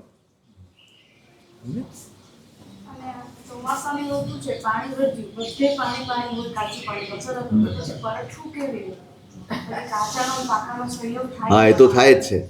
એટલે ચૂનો નાખીને રહેવા દેવું ને, પહેલાં ચૂનો નાખીને તમે 72 કલાક રાખી શકો. અને જો પણ વરસાદ ઘણીવાર તો 2 હા, એટલે રહે જ છે. અમારે પણ આ સમસ્યા અમારા માટે પણ આવે જ છે. એટલે ક્યારેક છે ને કેવો પ્રયોગ કરીએ છીએ, તમારે તો બહુ પાણી હોય નહીં, અમારી જેમ ન હોય, તો તમે તો કેવું પેલા કેરેટ આવે છે ને તમારા દૂધના, એવા એકાદ કેરેટ ઘરમાં રાખી લેવા અને એમાં રેતી ભરી દેવા, એમાં નાખી દે, સુકાઈ જાય. પણ આના કરતાં તો ઓછો દોષ લાગે. પલટવી દીધું ને એટલે ધીમે ધીમે એ સુકાતું જાય. ઘરના વાતાવરણમાં રહેશે એટલે થોડીક તો સ્વાભાવિક છે, લાઇટો વગેરે થવાની હોય, તમારી ગરમી હોય આ તે, પણ પહેલાં કરતાં થોડોક ઓછો દોષ લાગે એવું મને લાગે છે. કારણ કે આ સમસ્યા તો ચોમાસામાં અઢળક વાર આવે, બધી જગ્યાએ પાણી બહુ જ મારા ઘરે એક રસ્તો કર્યો છે. હા કુંડામાં માનો કે રેતી રાખી હા કુંડું ગમે તે વસ્તુ ગમે તે હોય, પદાર્થ કોઈ પણ હોય, કેરેટ હોય કે કુંડું હોય, કંઈ પણ. અને ઘરે અમે એવું રસ્તો કર્યો કે ચોમાસામાં કપડાં સુકવવા માટે એક શેડ બનાવ્યું. હા શેડ બનાવ્યું. એટલે એ શેડની નીચે તો ચાલો, કોઈ અંદર જ ચર્ચા નહીં કરો, જે કહો હા. બી ફ્રેન્ક પૂછો, સાહેબજી કહે છે. અંદર ચર્ચા નહીં કરો, જે કહો એ બી ફ્રેન્ક. પાણી છે તો આપણે પ્લાન્ટ્સ હોય બધા કુંડા હોય તો એમાં નખાય એમ તો સમજાય. સચિત નાખેલું ન હોય, કોરું જ હોય તો નાખી દેવાય. માટી તો ભીની બની સાહેબ. માટી ભીની. હા એટલે જો તમે સચિત પાણી નાખ્યું ન હોય હજી સુધી, આજે નાખવાનું તો એમાં નાખી દેવાનું, પછી સચિત નહીં નાખવાનું એટલું. માટી ભીની હોય ને સાહેબ. હા ભીની હોય તો પછી ભીનામાં તો ક્યાંય નાખવાનું નથી, ક્યાંય પણ. કોરું હોય તો ક્યાંય પણ નખાય. સમજ્યા?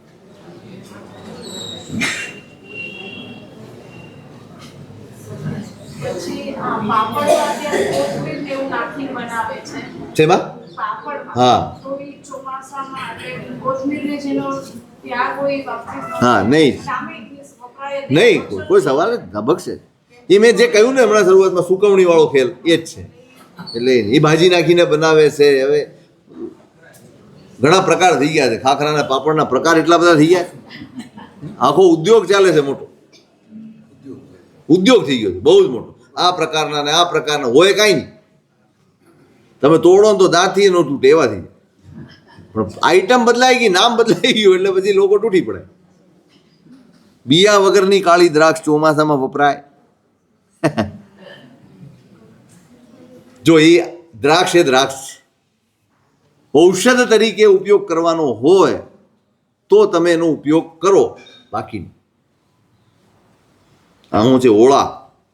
ઓળા ઉંબી પોંક પાપડી ખાધા એ તો ખવાય જ નહીં. Kiwi, dragon. મારે સાહેબ સિંગના ઓળા કરીએ છીએ. હા એ ઓળામાં એવું છે કે મગફળી તમે લાવો અને આખે આખું કરો તો ન ખપે, એ ક્યારેય ન ખપે. કાઢીને જ કરવાનું. જેમ કે મકાઈનો ડોડો છે, તમે આખે આખું શેકી નાખો તો એ ખપે નહીં. તમે ઓરાવી ન શકો, ન ખપે. કોઈ પણ વસ્તુ દાણા કાઢીને પછી તમે કરો તો જ એ ખપે. પહેલા કહો, પછી કહો, વચ્ચે કહો, જ્યારે કહો ત્યારે દાણા કાઢીને બનાવો તો જ એ ખપે. કારણ કે લગભગ એવું બનતું હોય છે કે એમાં, કારણ કે મીઠાશ હોય છે, સહજ મીઠાશ હોય છે, અને એમાં જીવોત્પત્તિની સંભાવના રહે છે. ક્યારેક કીડા હોય છે, ક્યારેક ઈયળ હોય છે, આવું બધું નીકળતું જ હોય છે. તમે સાફ કરો એટલે ખબર પડે. આ તમારે લીલા ચણા આવે છે, એ પણ ઘણા સીધા ક્યારે એ ન ખપે. કોઈ પણ એ ચણાનું હોય, સિંગનું હોય, કોઈ પણ ઓળા એ ન ખપે. અને આ મકાઈ છે એના દાણા કાઢીને આપણે ફ્રીઝરમાં સ્ટોર કર્યા હોય તો પછી સાઈઝીનો ઓળાવા એની રસોઈ બનાવીને કે અમારી કાસમાં ના ના ના ના, જેવી રીતે વટાણા એ તો બધું એ વાસી જ થઈ ગયું પછી તો એ. હા એ સુધારેલું. એટલે તે દિવસ પૂરતું જ એનો ઉપયોગ કરવાનો. હા હા હા બિલકુલ બિલકુલ બિલકુલ. વટાણાય વાસી. હવે તો તમારે પણ તૈયાર જ મળે. મોટી તકલીફ એ છે કે બહારથી તૈયાર મળે છે. આ બધું મળે છે, લીલા ચણા તૈયાર મળે છે. ફ્રોઝન વાળું છે. હા ફ્રોઝન. હા ફ્રોઝન એક વસ્તુ અત્યારે ચાલી છે, આખી રસોઈ ફ્રોઝન કરી નાખે અને જરાક ગરમ પાણી નાખો એટલે ચાલુ વાપરી શકાય, પણ ન વપરાય. ફ્રોઝન વાળી વસ્તુ ગમે તે હોય તો એ બીજે દિવસે ચાલે નહીં જ. કારણ કે હમણાં જ એક પ્રશ્ન આવ્યો હતો, પરદેશના એક શ્રાવિકા બેન હતા, વર્ષિતપ કરે છે અને એમને મગ, હવે બીજું શું કરે, પરદેશમાં તો કાંઈ મળે નહીં, બધે જાય તો કે આ મગ ફ્રોઝન કરેલા હોય તો ખપે કે ન ખપે. પછી મેં અમારા નંદીગોસ્તુરી મહારાજ છે એમને પૂછાવ્યું, એમણે તરત જ ના પાડી. એ કે સાહેબ 10 મિનિટની અંદર એમાં જીવોત્પત્તિ શરૂ થઈ જાય, 10 જ મિનિટમાં. તમે જેવો ઉપયોગ કરો ને, તમે ઘણીવાર જોતા હશો આ ડીપ ફ્રીઝરમાં રાખેલા કેરીના રસ, આ તે બધું હમણાં શરૂ થશે હવે પૂનમ પછી લાવીને બધા એ લોકો તમને કહે છે કે આ તમે ખોલો એ ભેગું અડધો કલાકમાં તમે વાપરી નાખો.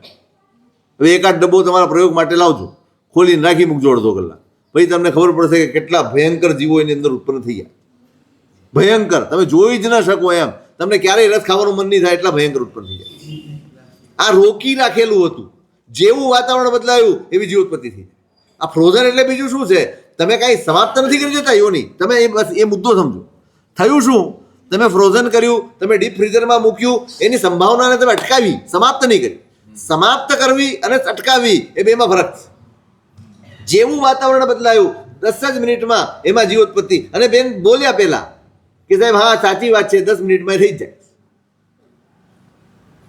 એટલે વાસી સંભાવના તમે અટકાવી છે. અમે જે તમને ઉકાળેલા પાણીનું કહ્યું ને એ જ વસ્તુ થઈ. સંભાવના અટકી ગઈ એટલો મતલબ, એનો મતલબ કલ્પ્ય થઈ ગયું, ખપે નહીં.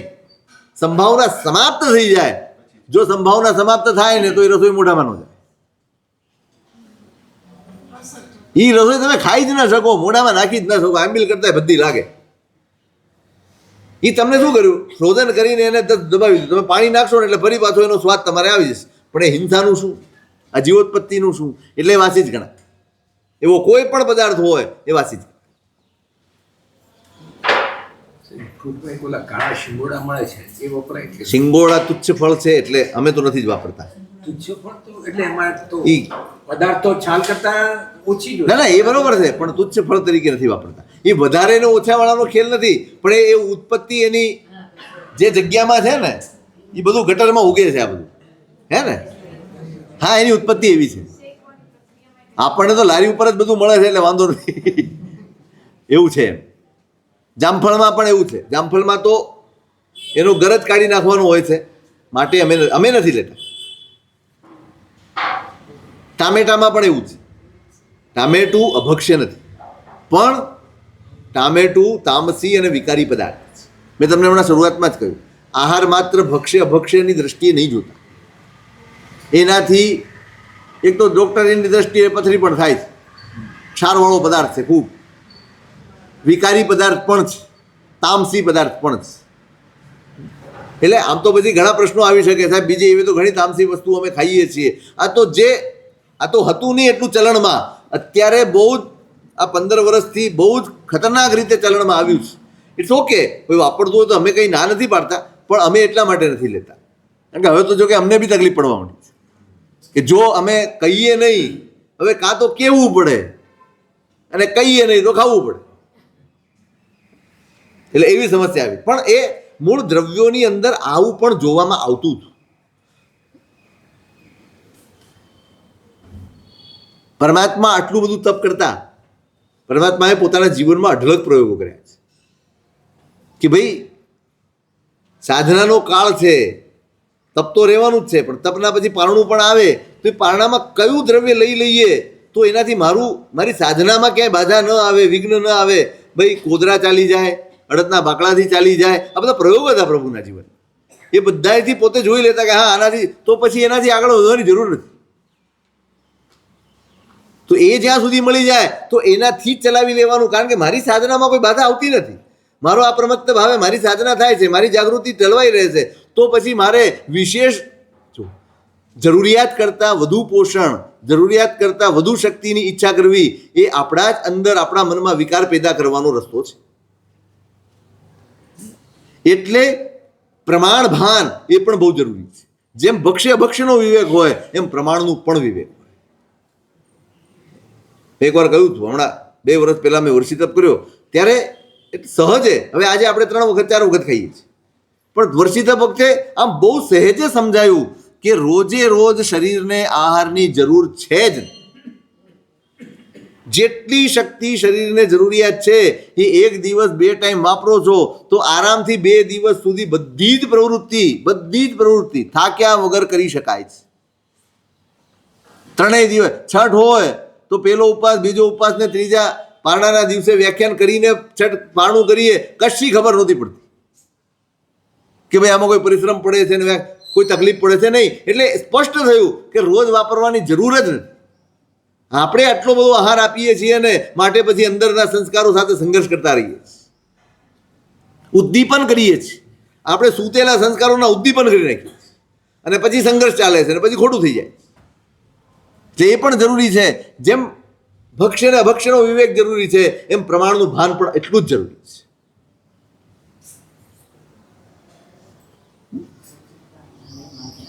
એટલે આ બધા કીવી ફ્રૂટ, ડ્રેગન ફ્રૂટ, આ બધા જે આવ્યા છે અત્યારે, સ્ટ્રોબેરી, એવું નંદી ગોસ્વામી મહારાજ એવું કહ્યું હતું અમને કે આ સ્ટ્રોબેરીમાં જે ઉપર જે છે ને બધું ઝીણું એ બધા એના બિયા જ છે, એકચ્યુઅલમાં એના બિયા છે. એટલા માટે એ આપણને ન ખબર. જ્યારે ધારો કે તમે આમને આમ વાપરતા હો તો ઇટ્સ ઓકે છે, પણ તમે એકાસનું બિયાસનું તપશ્ચર્યામાં હો ત્યારે કમસે કમ એનો ત્યાગ કરી દેવાનો, કારણ કે સચિત્ત છે, એ અચિત્ત ન થાય. ખલેલા છે એમાં ખડિયા કાઢી નાખે તો છાલ તો સાથે કનેક્ટેડ જ હોય. તો ચાલે ને, છાલને શું વાંધો છે? એમાં શું? કોઈ પણ ફ્રૂટની છાલમાં વાંધો નથી. સફરજન હોય કે ચીકુ હોય કે કોઈ પણ છાલ સાથે કોઈ વાંધો જ નથી. અમે એવું સમજીએ નહીં નહીં નહીં નહીં નહીં, અરે ખરેખર તો છાલ કાઢવાની ન હોય, એ પ્રોટીન જ છે એમાં. ના, ભલે ને એકાસણામાં હોય, શું વાંધો? છાલનો શું વાંધો? એક વાત તમે સમજો, ફ્રૂટમાં સચિત શું છે? તો પછી બિયા સચિત છે ભાઈ. નાળિયેરનું પાણી પણ ઓલું ઉપરનું નાળિયેર છે ને એ સચિત છે, પાણી નહીં. તો પાણી તરત કાઢીને ઓરાવી શકાય નહીં, 45 મિનિટ એની સાથે જોડાયેલું છે માટે. સમજાયું? એટલે ફ્રૂટમાં પણ જે બિયા છે ને એની સાથે જોડાયેલું છે માટે. હવે તમે ધારો કે તમારા ઘરમાં એક તપેલી પડી છે, ઓરાવાની વસ્તુ છે, અને ઉપર તમે સફરજન મૂક્યું છે સચિત્ત, તો તમે ઓરાવી શકો? ખસેડીને ઓરાવી શકો? નહીં. સચિત્તના સંયોગવાળું છે માટે નથી ઓરાવી શકો. એમ આ સચિત્તનો સંયોગ છે બિયાનું, એ તમે કાઢી નાખો પછી બે ઘડી એને અચિત્ત થતાની સંભાવના છે કે અચિત્ત થતા લાગે, માટે આપણે 2 ઘડી પછી એને લઈએ. ખ્યાલ આવે? એટલે છાલમાં કોઈ દોષ નથી. છાલ કઈ સચિત્ત છે ને તો કાયમ થોડી સચિત્ત રહે. ચાલો ધારો કે સીતાફળ તો ન જ વપરાય, એમાં તો આવે કેટલું, આટલું આવે. એટલે એ તુચ્છ ફળની દ્રષ્ટિ. હે, તુચ્છ ફળની કેટેગરી. હા, રામફળ ખપે, સીતાફળ નો ખપે. રામફળમાં તો એકલું ઘર જ નીકળે છે, એમાં આ નથી હોતું, એમાં એકલો ઘર નીકળે. હે, મહુવા મળે, એ મહુવામાં જ મળે અમુક ટાઈમમાં. તમે બહુ રેર છે, બહુ રેર છે. સાહેબજી કોરો સંભાળ હોય એમાં કાચું તેલ નાખેલું હોય અને કાચા તેલની વિધિનો ત્યાગ હોય, મીઠું પણ હોય, મરચું પણ હોય, તેલ બનાવે ને ત્યારે તેલ નાખે. જેને કાચા તેલનો ત્યાગ હોય એને ઈ ન ખપે ને કોરો સંભાળ. કાચો તેલ એટલે શું કહો છો તમે? આપણે 6 વાગ્યાનો ત્યાગ કરીએ હા. તો કાચું તેલ એટલે ગરમ કરેલું તેલ નહીં, એટલે જો કાચું તેલનો અર્થ ગરમ ઠંડા સાથે નથી. કાચી વીગઈનો ત્યાગનો અર્થ એ છે કે તમે ઉપરથી નહીં લો. જેમ કે ઘીનો ત્યાગ છે આજે મને, પણ કાચું, તો કાચાનો અર્થ એટલો છે કે ઉપરથી નહીં લો. એ કાચું પાકું, ઘીમાં ક્યાં કાચું પાકું છે? તેલમાં ક્યાં કાચું પાકું છે? તેલ તો એમને એમ બી ખપે, ગરમ કરો કે ન કરો. પણ કાચાનો અર્થ એટલો જ છે. પાકું એટલે કે જેમાં પણ ઘી આવશે કે તેલ આવશે એ નહીં ખપે. કાચું એટલે હું અંદરનું ઘી કે તેલ હશે તો લઈશ, પણ ઉપરથી નહીં નાખ. ધારો કે તમને રોટલી મૂકી, જમતા હો તમે, અને ચોપડિયા વગર મૂકી દીધી ભૂલમાં, બરાબર, તો પછી હું નહીં લઉં. અથવા ઉપરથી તમારે કોઈ વસ્તુમાં ઘી તેલ નાખવું છે, ઢોકળા તમે બનાવ્યા અને કે ભાઈ ઉપરથી તેલ, તો તમારે આજે કાચા તેલ કે ઘીનો ત્યાગ હોય તો ઉપરથી લેવાની. કાચાનો અર્થ આ છે, ઉપરથી નહીં લેવા. એમાં કાચું પાકું તો કંઈ છે જ નહીં. નહીં નહીં નહીં નહીં નહીં, કાચા પાકાનો અર્થ આ છે, ઉપરથી નહીં. બાકી જનરલ તો લઈએ ક્યાં ને આપણે તેલ. રેગ્યુલરમાં વાંધો નથી. જેને 14 નિયમ લેતા હોય અને કાચી પાકી વીગઈનો ત્યાગ કરતા હોય, એમાં કાચીનો ત્યાગ કરતા હોય એ તો જે ત્યાગ કરે એને બાકી તો બધું ખપે. હા, એની આખી બેઝ કરે છે કે જે તેલ તમે ખીચા પર આપણે ગરમ કરી નાખવું જોઈએ. ના ના ના ના ના ના ના ના, એવું કઈ છે જ નહીં. ઈ અમે સમજીએ છીએ. ના, એ તેલ- આવી બધી query આવ્યા કરે અમારે. હા, એટલે તેલ છે ને, એટલે બરાબર છે. તો કેટલી query કરવા? ના ના, બરાબર. તેલ ઘી સચિત્ત નથી, સચિત્ત નથી. માટે આપ ટકે છે એટલા દિવસ. હા. તેલ તો એક વરસ સુધી રહે છે. ના ના, એ તો રહે જ ને, મૂળ દ્રવ્યોનો તો ક્યાં વાંધો છે? ખ્યાલ આવ્યો? એટલે કાચા પાકાનો અર્થ આવો જ. ગેસ ઉપર હોય ને ત્યારે એની પર તેલ નાખી દૈનિક સવારે. એ કાચું ઉપરથી તમે નાખ્યું એટલે એ કાચું થઈ ગયું. પાકું એટલે અંદરથી હોય તો. તમે ધારો કે હવે ઢોકળામાં તો તેલ નખાય નહીં, ડાયરેક્ટ ઉપરથી નહીં નાખવાનું. હા, તમે જો સાંભળો, તો તેલ વગર ખાવાના. નહીં એક મિનિટ, નહીં એક મિનિટ, હું સમજાવું. સાંભળો સાંભળો, તમે વઘાર કરો ને તો ખપે. ઢોકળા બનાવ્યા પછી વઘાર કરો છો તો ખપે. તમે લઈ લીધું થાળીમાં, હવે તમે ઉપરથી નાખો એ નથી. વઘાર કરો તો ચાલ. ઢોકળા બનાવીને વઘાર. હા, એ વઘાર તમે કરો ને એ ચાલે, પણ એ ગરમ ઠંડાથી એનો મતલબ નથી. તમે ઉપરથી તમારે બધા જ માટે બનાવ્યા છે ને બધા માટે આ તેલ નાખ્યું છે એટલો કે છે, પણ તમે સ્પેશિયલ લીધા. હવે ચલો નાખ્યું છે પણ ઘણાને છે ને ઓછું પડે કે આ બહુ ઓછું નાખ્યું છે, હવે વધારે તો એ ન લે ટેસ્ટ માટે. બસ. એ મને તો એ હજી સમજાતું નથી તમને હું તેલમાં ટેસ્ટ આવે. હું એક દાડો જમણવા ગોરવા ગયો, શાક બનાવ આટલું તેલ નીચે શાક, મેં કીધું બહુ સસ્તું થઈ ગયું છે કે શું છે? એ કે સાહેબ તેલ ન હોય આટલું તો લોકો એમ કે કંજૂસીઓ છે. એટલે મેં પણ ખાઓ કેમ? તો કે આના વગર કેમ ભાવે? અરે બાપ, તમને લોકોને કેમ ભાવે છે મને નથી ખબર. આપણા જમણવારમાં પછી થાળી ધોઈ શકવાનું છે. અરે બહુ બહુ ખતરનાક. જમણવારમાં આપણા જમણવારમાં જ એટલું તેલ હોય છે. થાળી ધોવાનું શક્ય જ નથી. ઉકાળેલું પાણી ઠાર્યું હોય અને ક્યારેક ચોખામાં એક દાણો પડી જાય. એ ચોખા સચિત જ નથી. પણ એટલે ઘઉંનો દાણો ઘઉંનું હોય તોય સચિત છે, ચોખા તો સચિત, ઘઉં સચિત છે ને, ચોખા સચિત નથી, ચોખા તો અચિત છે. હા, એ ખબર રાંધેલો ચોખ્ખો પડી ગયો હોય ના, તો નહીં. ચાલે ને, એમાં હું વાંધો? એ પી જાય ને પાણી તરત. એઠું હોય તો તકલીફ છે, રાંધેલામાં શું વાંધો? તો વાંધો શું આવે? એમનું કેવું હા, ઉપવાસ હોય તો નથી ખબર ને, તો સીધી એના માટે જ. હા, ઉપવાસ માટે પ્રશ્ન હોય તો બરાબર. તો પેલામાં અનાજ છે, એ તો એ ચોખાનો, ઈ તો કાઢીને એ તો કાચો હોય. હે? કાઢીને વાપરી શકાય. એકાશનો એમ નહીં, એ ચોખાનો દાણો હોય તો પણ એ તો છે તો અનાજ જ ને, કાઢીને કેવી રીતે વાપરી શકાય પછી? એટલે ઉપવાસમાં નહીં, આ ઉપવાસમાં નહીં એમ. એમાં જ. ઉપવાસમાં નહીં, રેગ્યુલર વાપરતા હો તો જ, એકાસનું બિયાસનું તોય નહીં. એમાં. હા, હા ભાઈ, એમ. આપણે ઉકાળેલું પાણી વાપરતા હોઈએ સામાન્ય રીતે ઉકાળેલું પાણી વાપરતા હો અને કંઈ બી પડી ગયું હોય તો ચાલે, એ રાંધેલો હોય કે નહીં રાંધેલો હોય. પણ એકાસનું બિયાસનું ઉપવાસ હોય ત્યારે આપણે એ અનાજનો દાણો પડી ગયેલો તો એ પાણીને કે આપણે નથી લેતા. એ રાંધેલું હોય કે નહીં રાંધેલું હોય, એ ઉપવાસમાં ન ખબર એ થાય એમ. ઉકાળેલું પાણી જે વાપરતા હોય એને કોઈ દિવસ છૂટ રાખ્યું હોય તો રાખી શકાય. એ પહેલેથી પચકાણ લીધું હોય તમે, પહેલેથી. હા તો પહેલેથી આ રાખી. દિવસે અથવા સવારમાંથી એ તો આપણે ત્યાં- આપણે અને છૂટ રાખી હોય છતાં આખો દિવસ ઉકાળેલું પાણી વાપરે તો કઈ દોષ નથી. એમાં તો કોઈ દોષ નથી, તમે વધુ કરો તો એમાં કોઈ દોષ નથી. પણ તમે નિયમ જ્યારે લો કે ભાઈ હું હવે કાયમ માટે ઉકાળેલું પાણી વાપરીશ, તો એમાંથી ત્યારે જ તમારે કાયમ માટેનો નિયમ લીધો હોય તો આખી વાત જ. તો નહીં. હા, બાકી તમે રેગ્યુલર એમને એમ નિયમ વગર વાપરતા હો, કોઈક દિવસ જરૂરિયાત પડી ગઈ કે ભાઈ આજે અમારે અહીં જવાનું છે ને સંભાવના નથી, તો તમે એ રીતે છૂટ રાખી શકો. અને પચકાણ આપણે જે લઈએ છીએ એમાં ઉકાળેલા પાણીના પચકાણ માટેનો કયો શબ્દ વાપરવાનો? પાણસ લેવણ, પાણસનું પચકાણ આપો એમ. પાણસ એ ઉકાળેલા પાણીના પચકાણ છે. લેવેણમાં લેવેણ નાખીએ. લેવણવા, અલેણવા, અછેણવા, બહુ લેવણવા, એટલે લેપ વાળું હોય કે અલેપ. એ કેવું છે, ક્યારેક કોઈકના હાથ લાગી ગયા હોય, કોઈ લેપ વાળો હાથ લાગી ગયો, કોઈ વસ્તુ લાગી ગયો હોય, અનાયાસે જે કંઈક થઈ ગયું હોય તો એની છૂટ હોય. સાદુ જીવનમાં તો ચાલે નહીં ને આમે, એટલે તપશ્ચર્યામાં એટલા માટે આ આગાર બનાવ્યા છે.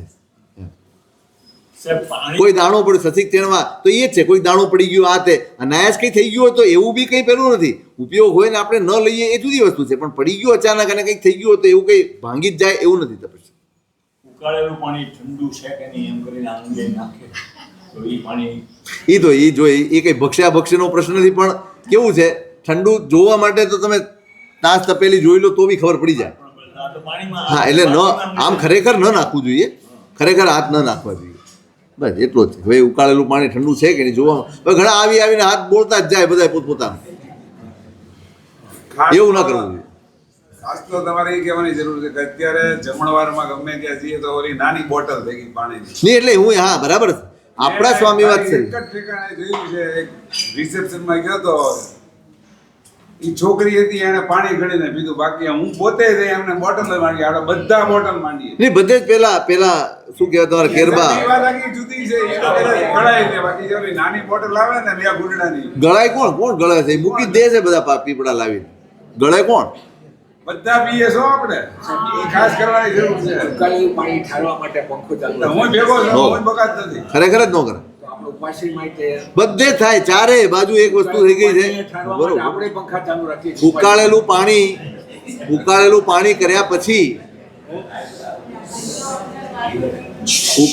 પાણી કર્યા પછી આપણે લગભગ એવું કરતા હોઈએ, પંખા નીચે ઠારતા હોઈએ. ખરેખર એ દોષ છે, સમજ્યા? એનાથી પાણી સચિત થઈ જાય છે એવું નથી, પણ એને ઠારવું કેમ છે? મારે ઠંડુ જોઈએ છે. અને એ ઠંડુ જોઈએ છે માટે હું હિંસા કરું? ખરેખર આ ઉપાશ્રયમાં પણ એ જ થાય છે. તમે અહીંયા તપેલી આપો, તાસ થોડાક આપો અને એમ કરો. બાકી આ રીતે પાણી ઠારે ને, હવે 2 તાસ હોય આખી ભરી દે અને ભર્યા પછી પંખો ચાલુ કરી દે અને પછી ઠંડુ થાય. હવે અમે કેટલી જગ્યાએ ના પડવા જઈએ. ઠેક ઠેકાણે આ પ્રથા જ થઈ ગઈ છે. પંખો ચાલુ કરી દેવાનો એટલે પાણી ઠરી જાય, પંખો ચાલુ કરી દેવાનો એટલે પાણી ઠરી જ જાય. એટલે આ તો એવું થયું કે ધર્મ કરવા જતાં અધર્મ વધી ગયો. એટલે ઉકાળેલું પાણી એ ધર્મ તરીકે વાપરો છો, પણ એટલી બધી હિંસા કરીને એને ઠંડુ કરવાનું શું પ્રયોજન? થોડા મોડા વાપરીશું, અને નહીં તો થોડું ગરમ હશે તો અમથાય ડૉક્ટર કહે છે થોડું હુંફાળું વાપરો બાપા. હવે આ ઠંડા પાણી પીવા જેવા જ નથી રહ્યા. હુંફાળું થોડું પાણી વાપરો. થોડોક વિજય મેળવો મન ઉપર. આ જરૂરી છે, બહુ જરૂરી, ખરેખર જરૂરી. એટલે આ રીતે ઉપયોગ કરીને ઠંડુ કરવું એ કોઈ રીતે ઉચિત નથી. અને બીજી ઘણી વસ્તુઓ છે, આંબોળિયા, વડી, આ બધી વસ્તુ ચોમાસામાં, કારણ કે ચોમાસાની સિઝન ભેજવાળી હોય. આંબોળિયાને એ બધામાં છે ને સહજે જે સ્વાદ હોય છે ને એના લીધે ખૂબ ઝીણી ઝીણી જીવાતો ઉત્પન્ન થાય. બીજી આડવાત તરીકે તમને એમ કહું, મેથીની ભાજી હમણાં શરૂ થશે સિઝન. અમારે તો ઘણા બધા સાધુ ભગવાન તો મેથીની ભાજી જ બંધ કરી દીધી બાપુ. કારણ કે તમે બજારથી લાવો ને, તમે જો એને વ્યવસ્થિત ઉપયોગપૂર્વક તમે જૈનાપૂર્વક ન કરો તો ખૂબ જીવાત એની અંદર હોય છે, સૂક્ષ્મ જીવાતો. તમે ઝાટક જો એક દાડો લાવીને, ઝાટક જો, તમને ખબર પડશે ઢગલો થઈ જાય તમારે. એટલે ખૂબ જૈનાપૂર્વક અને ઉપયોગપૂર્વક એનો ઉપયોગ કરવો પડે એવું છે. માટે એ હવે સિઝન શરૂ થશે ને 2 દિવસ પછી, એટલે આપણે ત્યાં સૌથી પહેલાં એકમના દિવસે મેથીના થેપલા બનવાના. મેથીની ભાજીનું બધાને ખાસ કહું, મેથીની ભાજીના પાન ઉપર અમુક સફેદ વ્હાઈટ ડોટ્સ હોય. એ કાંઈ નેવર બી કોઈ નહીં લેવી નહીં. એ જે સફેદ ડોટ્સ વાળી જીવાત હોય છે ને ભાજીના પાન, એમાં જીવાત બહુ હોય છે. અને આમે મેથીમાં બહુ જીવાત છે. એટલે કોઈ પણ પ્રકારની ભાજી લાવો એને પહેલાં તો આ ખંખેરવી પડે, એક પાંદડું સુધારવાનું, એક પાંદડું. એ જ ભાજી ખપે આપણને પણ અને સાધુને પણ ઓરાવી છે. એક પાંદડું સમારવાનું એટલે છૂટું પાડવાનું. એ બધું ખચ કરીને કરી નાખ્યું અલગ નહીં. અરે આપણે અત્યારે તો આ વાત કે ભાઈ એ તો બરાબર જ છે, પણ એક પાંદડું કરીને એની જૈનાપૂર્વક તમે સુધારો, ઉપયોગ કરો, સગળીએ જીવાતો દૂર થાય, પછી ધોવાય, પછી આ થાય, બધું બને, પછી તમે એનો ઉપયોગ કરો તો એ ખપે. બધી જ ભાજી, કારણ કે બધામાં એ છે. એટલે સાચવીને કરવાનું. એમાં ઓછું હોય પ્રમાણ, મેથી કરતાં પ્રમાણ કદાચ ઓછું હોતું હશે, પણ રહે તો ખરું જ. એટલે આ ઉપયોગ રાખો. સૌથી હારામાં કોળાનું શાક ખાવું. એક કોળા 15 જણને થાય અને એક આટલી જી મને પ્રવીણાશ્રીજી મહારાજે કીધું હતું, મને કે બધા ભીંડા ખાવ ને ભાજી ખાવાની કરતા કોળું ખાવું એ ઓછામાં કોળું ને કોળું ખવાય છે આપણા. હા, અરે કોળા કેમ કે તમે આગ્રાના પેઠા ખાવ તો એ છે ના હોય, કોળાના જ પેઠા હોય છે, એ કોળો જ છે. એટલે જેને બહુ હોય ને ભગવાનને ઉપસર્ગ થયો ગોશાળાનો અને લોહીના ઝાડા થઈ ગયા. ભગવાનને ઉપસર્ગ થયો અને લોહીના ઝાડા થઈ ગયા તો કીધું ને કે રેવતી શ્રાવિકાને ત્યાં જાઓ. પેલા સિંહ અણગાર ખૂબ રડે છે. એક મિનિટ, એ ખૂબ રડે છે. એટલે એને એમ કે ભગવાનને કંઈક થઈ જશે. ભગવાન કે હજી 16 વર્ષ મને કંઈ થવાનું નથી. તમે જાઓ રેવતી શ્રાવિકાને ત્યાં અને એમને કહેજો કે તમારા માટે જે બનાવ્યું છે આજે ઘરમાં એ તમે ઓરાવો. એટલે તે દિવસે એને કોળા પાક બનાવેલો એમના માટે, એટલે એ એમને ઓરાવ્યું અને પરમાત્માએ વાપર્યું. એટલે આ તેજોલેશિયાના પ્રભાવે જે લોહીના ઝાડા પરમાત્માને થઈ ગયા એ તરત શાંતિ. બહુ ઠંડો પદાર્થ છે, બહુ ઊંચી વસ્તુ છે. આપણે દેરાસરમાં મૂકીએ જ છીએ, પૂજનોમાં કોળું મુકાય જ છે. પૂજનમાં મેં કહેતા એટલે જ વાપરતા નથી. પૂજનમાં કેરીએ મૂકો છો, માન્યતા ઈ છે. પૂજનમાં કેરીએ મૂકો છો. અરે એમ નહીં, કોળું જે બલી તરીકે આપે ને બલી આહુતિ કે જે ગણો ઈ તમે પણ કોળો પૂછી લો તમે, લગભગ કોઈના ઘરે લગભગ નહીં થતું. ના, નથી બનતું કોઈ, પણ બાકી વપરાય ખરું. વપરાય જ એમાં કોને. તો કોલા પાક વાપરો છો ને.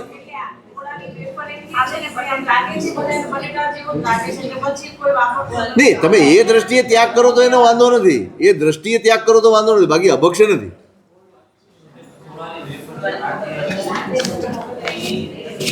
સાંભળો, એટલે જો આમાં એવું છે જો સૌથી મહત્વની વસ્તુ એ છે કે જે વસ્તુ હું ઘરે બનાવી શકું એ ખપે. હા, બહારની કોળાની વેફર એ કે છે ઘણા કે એમાં મિક્સ અપ આવે જ છે. સાહેબ બનતી જ નથી હો. આપણે ઇનામ આપીએ 10,000 રૂપિયા, આપણી હવે કોળાની વેફર બનાવી દે તો આ ચેલેન્જ છે. અને આ આઈએમબીલમાં એક વસ્તુ કહું તમને, એક મિનિટ ઉભા રહો. આ આઈએમબીલમાં જે ખાસ હું કહું તમને બધા એક મિનિટ, આ આઈએમબીલમાં જે મકઈની પેલી આવી છે ને હમણાં, આ પીળી એ એક દિવસ મેં હોરી હતી આ હમણાં હોળીમાં, એટલે એટલી બધી ગળી લાગે. મેં કીધું આ છે શું? એટલે ખરેખર તો એ તપાસ કરવાનો મુદ્દો છે કે આ ખપે કે ન ખપે. ખરેખર તો ન જ ખપે, કારણ કે આ હું માનું છું આ લીલી મકઈમાંથી આ બનતી હશે, એ સિવાય આવો સ્વાદ સંભવ નથી. એટલે આ પણ એક અભક્ષેર તરીકે તમે વિચારજો. આઈએમબીલમાં તો નેવર, ક્યારેય નહીં આપવાની. આ બધું લાઈવ બનાવીને આપી જાય છે, એને ના પાડી દેવા. હવે નથી આપવા. હા બસ. હે શેના આંબીલમાં શેનો મકઈનો શું? સૂકી મકાઈના ભાવ લોટનો એ શું કે એમાં કઈ વાત? સૂકી મકાઈના તો રોટલાય ખપે છે ને. સૂકી અનાજ તરીકેની જે મકાઈ છે, અનાજ તરીકેની એ મકાઈનો વાંધો નથી, પણ આ લીલી મકાઈમાંથી જે બનીને આવી જાય છે તો પછી કેળાની વેફર કેમ ન ખવાય? મકાઈમાંથી જો લીલી મકાઈની વેફર ખવાય તો કેળાની વેફર કેમ ન ખવાય? ખવાય આંબીલમાં, કેમ નો? હું વાંધો છું? પણ સાહેબ લીલી મકાઈની પોસિબલ જ નથી. એટલે there is something wrong. એનો કંઈક છે એની અંદર. બાકી કોઈથી પાવડરમાંથી જ બને, કારણ કે કોઈથી લીલી એ વસ્તુ સૂકવે ને, લીલીમાંથી નહીં, સૂકવીને કરે એમ. એને સૂકવીને કરે ને, લીલી હોય અને એને પોતાની રીતે સૂકવીને કરે તો. હા, ના અનાજ નહીં, અનાજ નો થાય એમ, અનાજ નો થાય તો કેળા સૂકા, કેળા બી થઈ જાય ને પછી તો. કેળા સૂકા થાય જ નહીં કોઈ. ના ના, આ વેફર બને પછી તો સુકાઈ ગયું. જો સાચું કહું ને તો ધાણી, ચણા, આ બધી વસ્તુઓ વાપરવા માટે ઉદયસુરી મહારાજ સ્પષ્ટ ના પાડતા. ભાડ ભૂંજાની કોઈ પણ વસ્તુ એ આઈએમબીલમાં ન વાપરવી જોઈએ એવું ઉદયસુરી મહારાજ કહેતા. આપણે જેટલું શક્ય હોય એટલો ત્યાગ કરવા, બરાબર છે. તો આ જેટલી પણ આપણી સામાન્ય સમજણ પ્રમાણે થયું, બાકીનું વિશેષ કંઈ હશે તો વળી વિચારશું આપણે.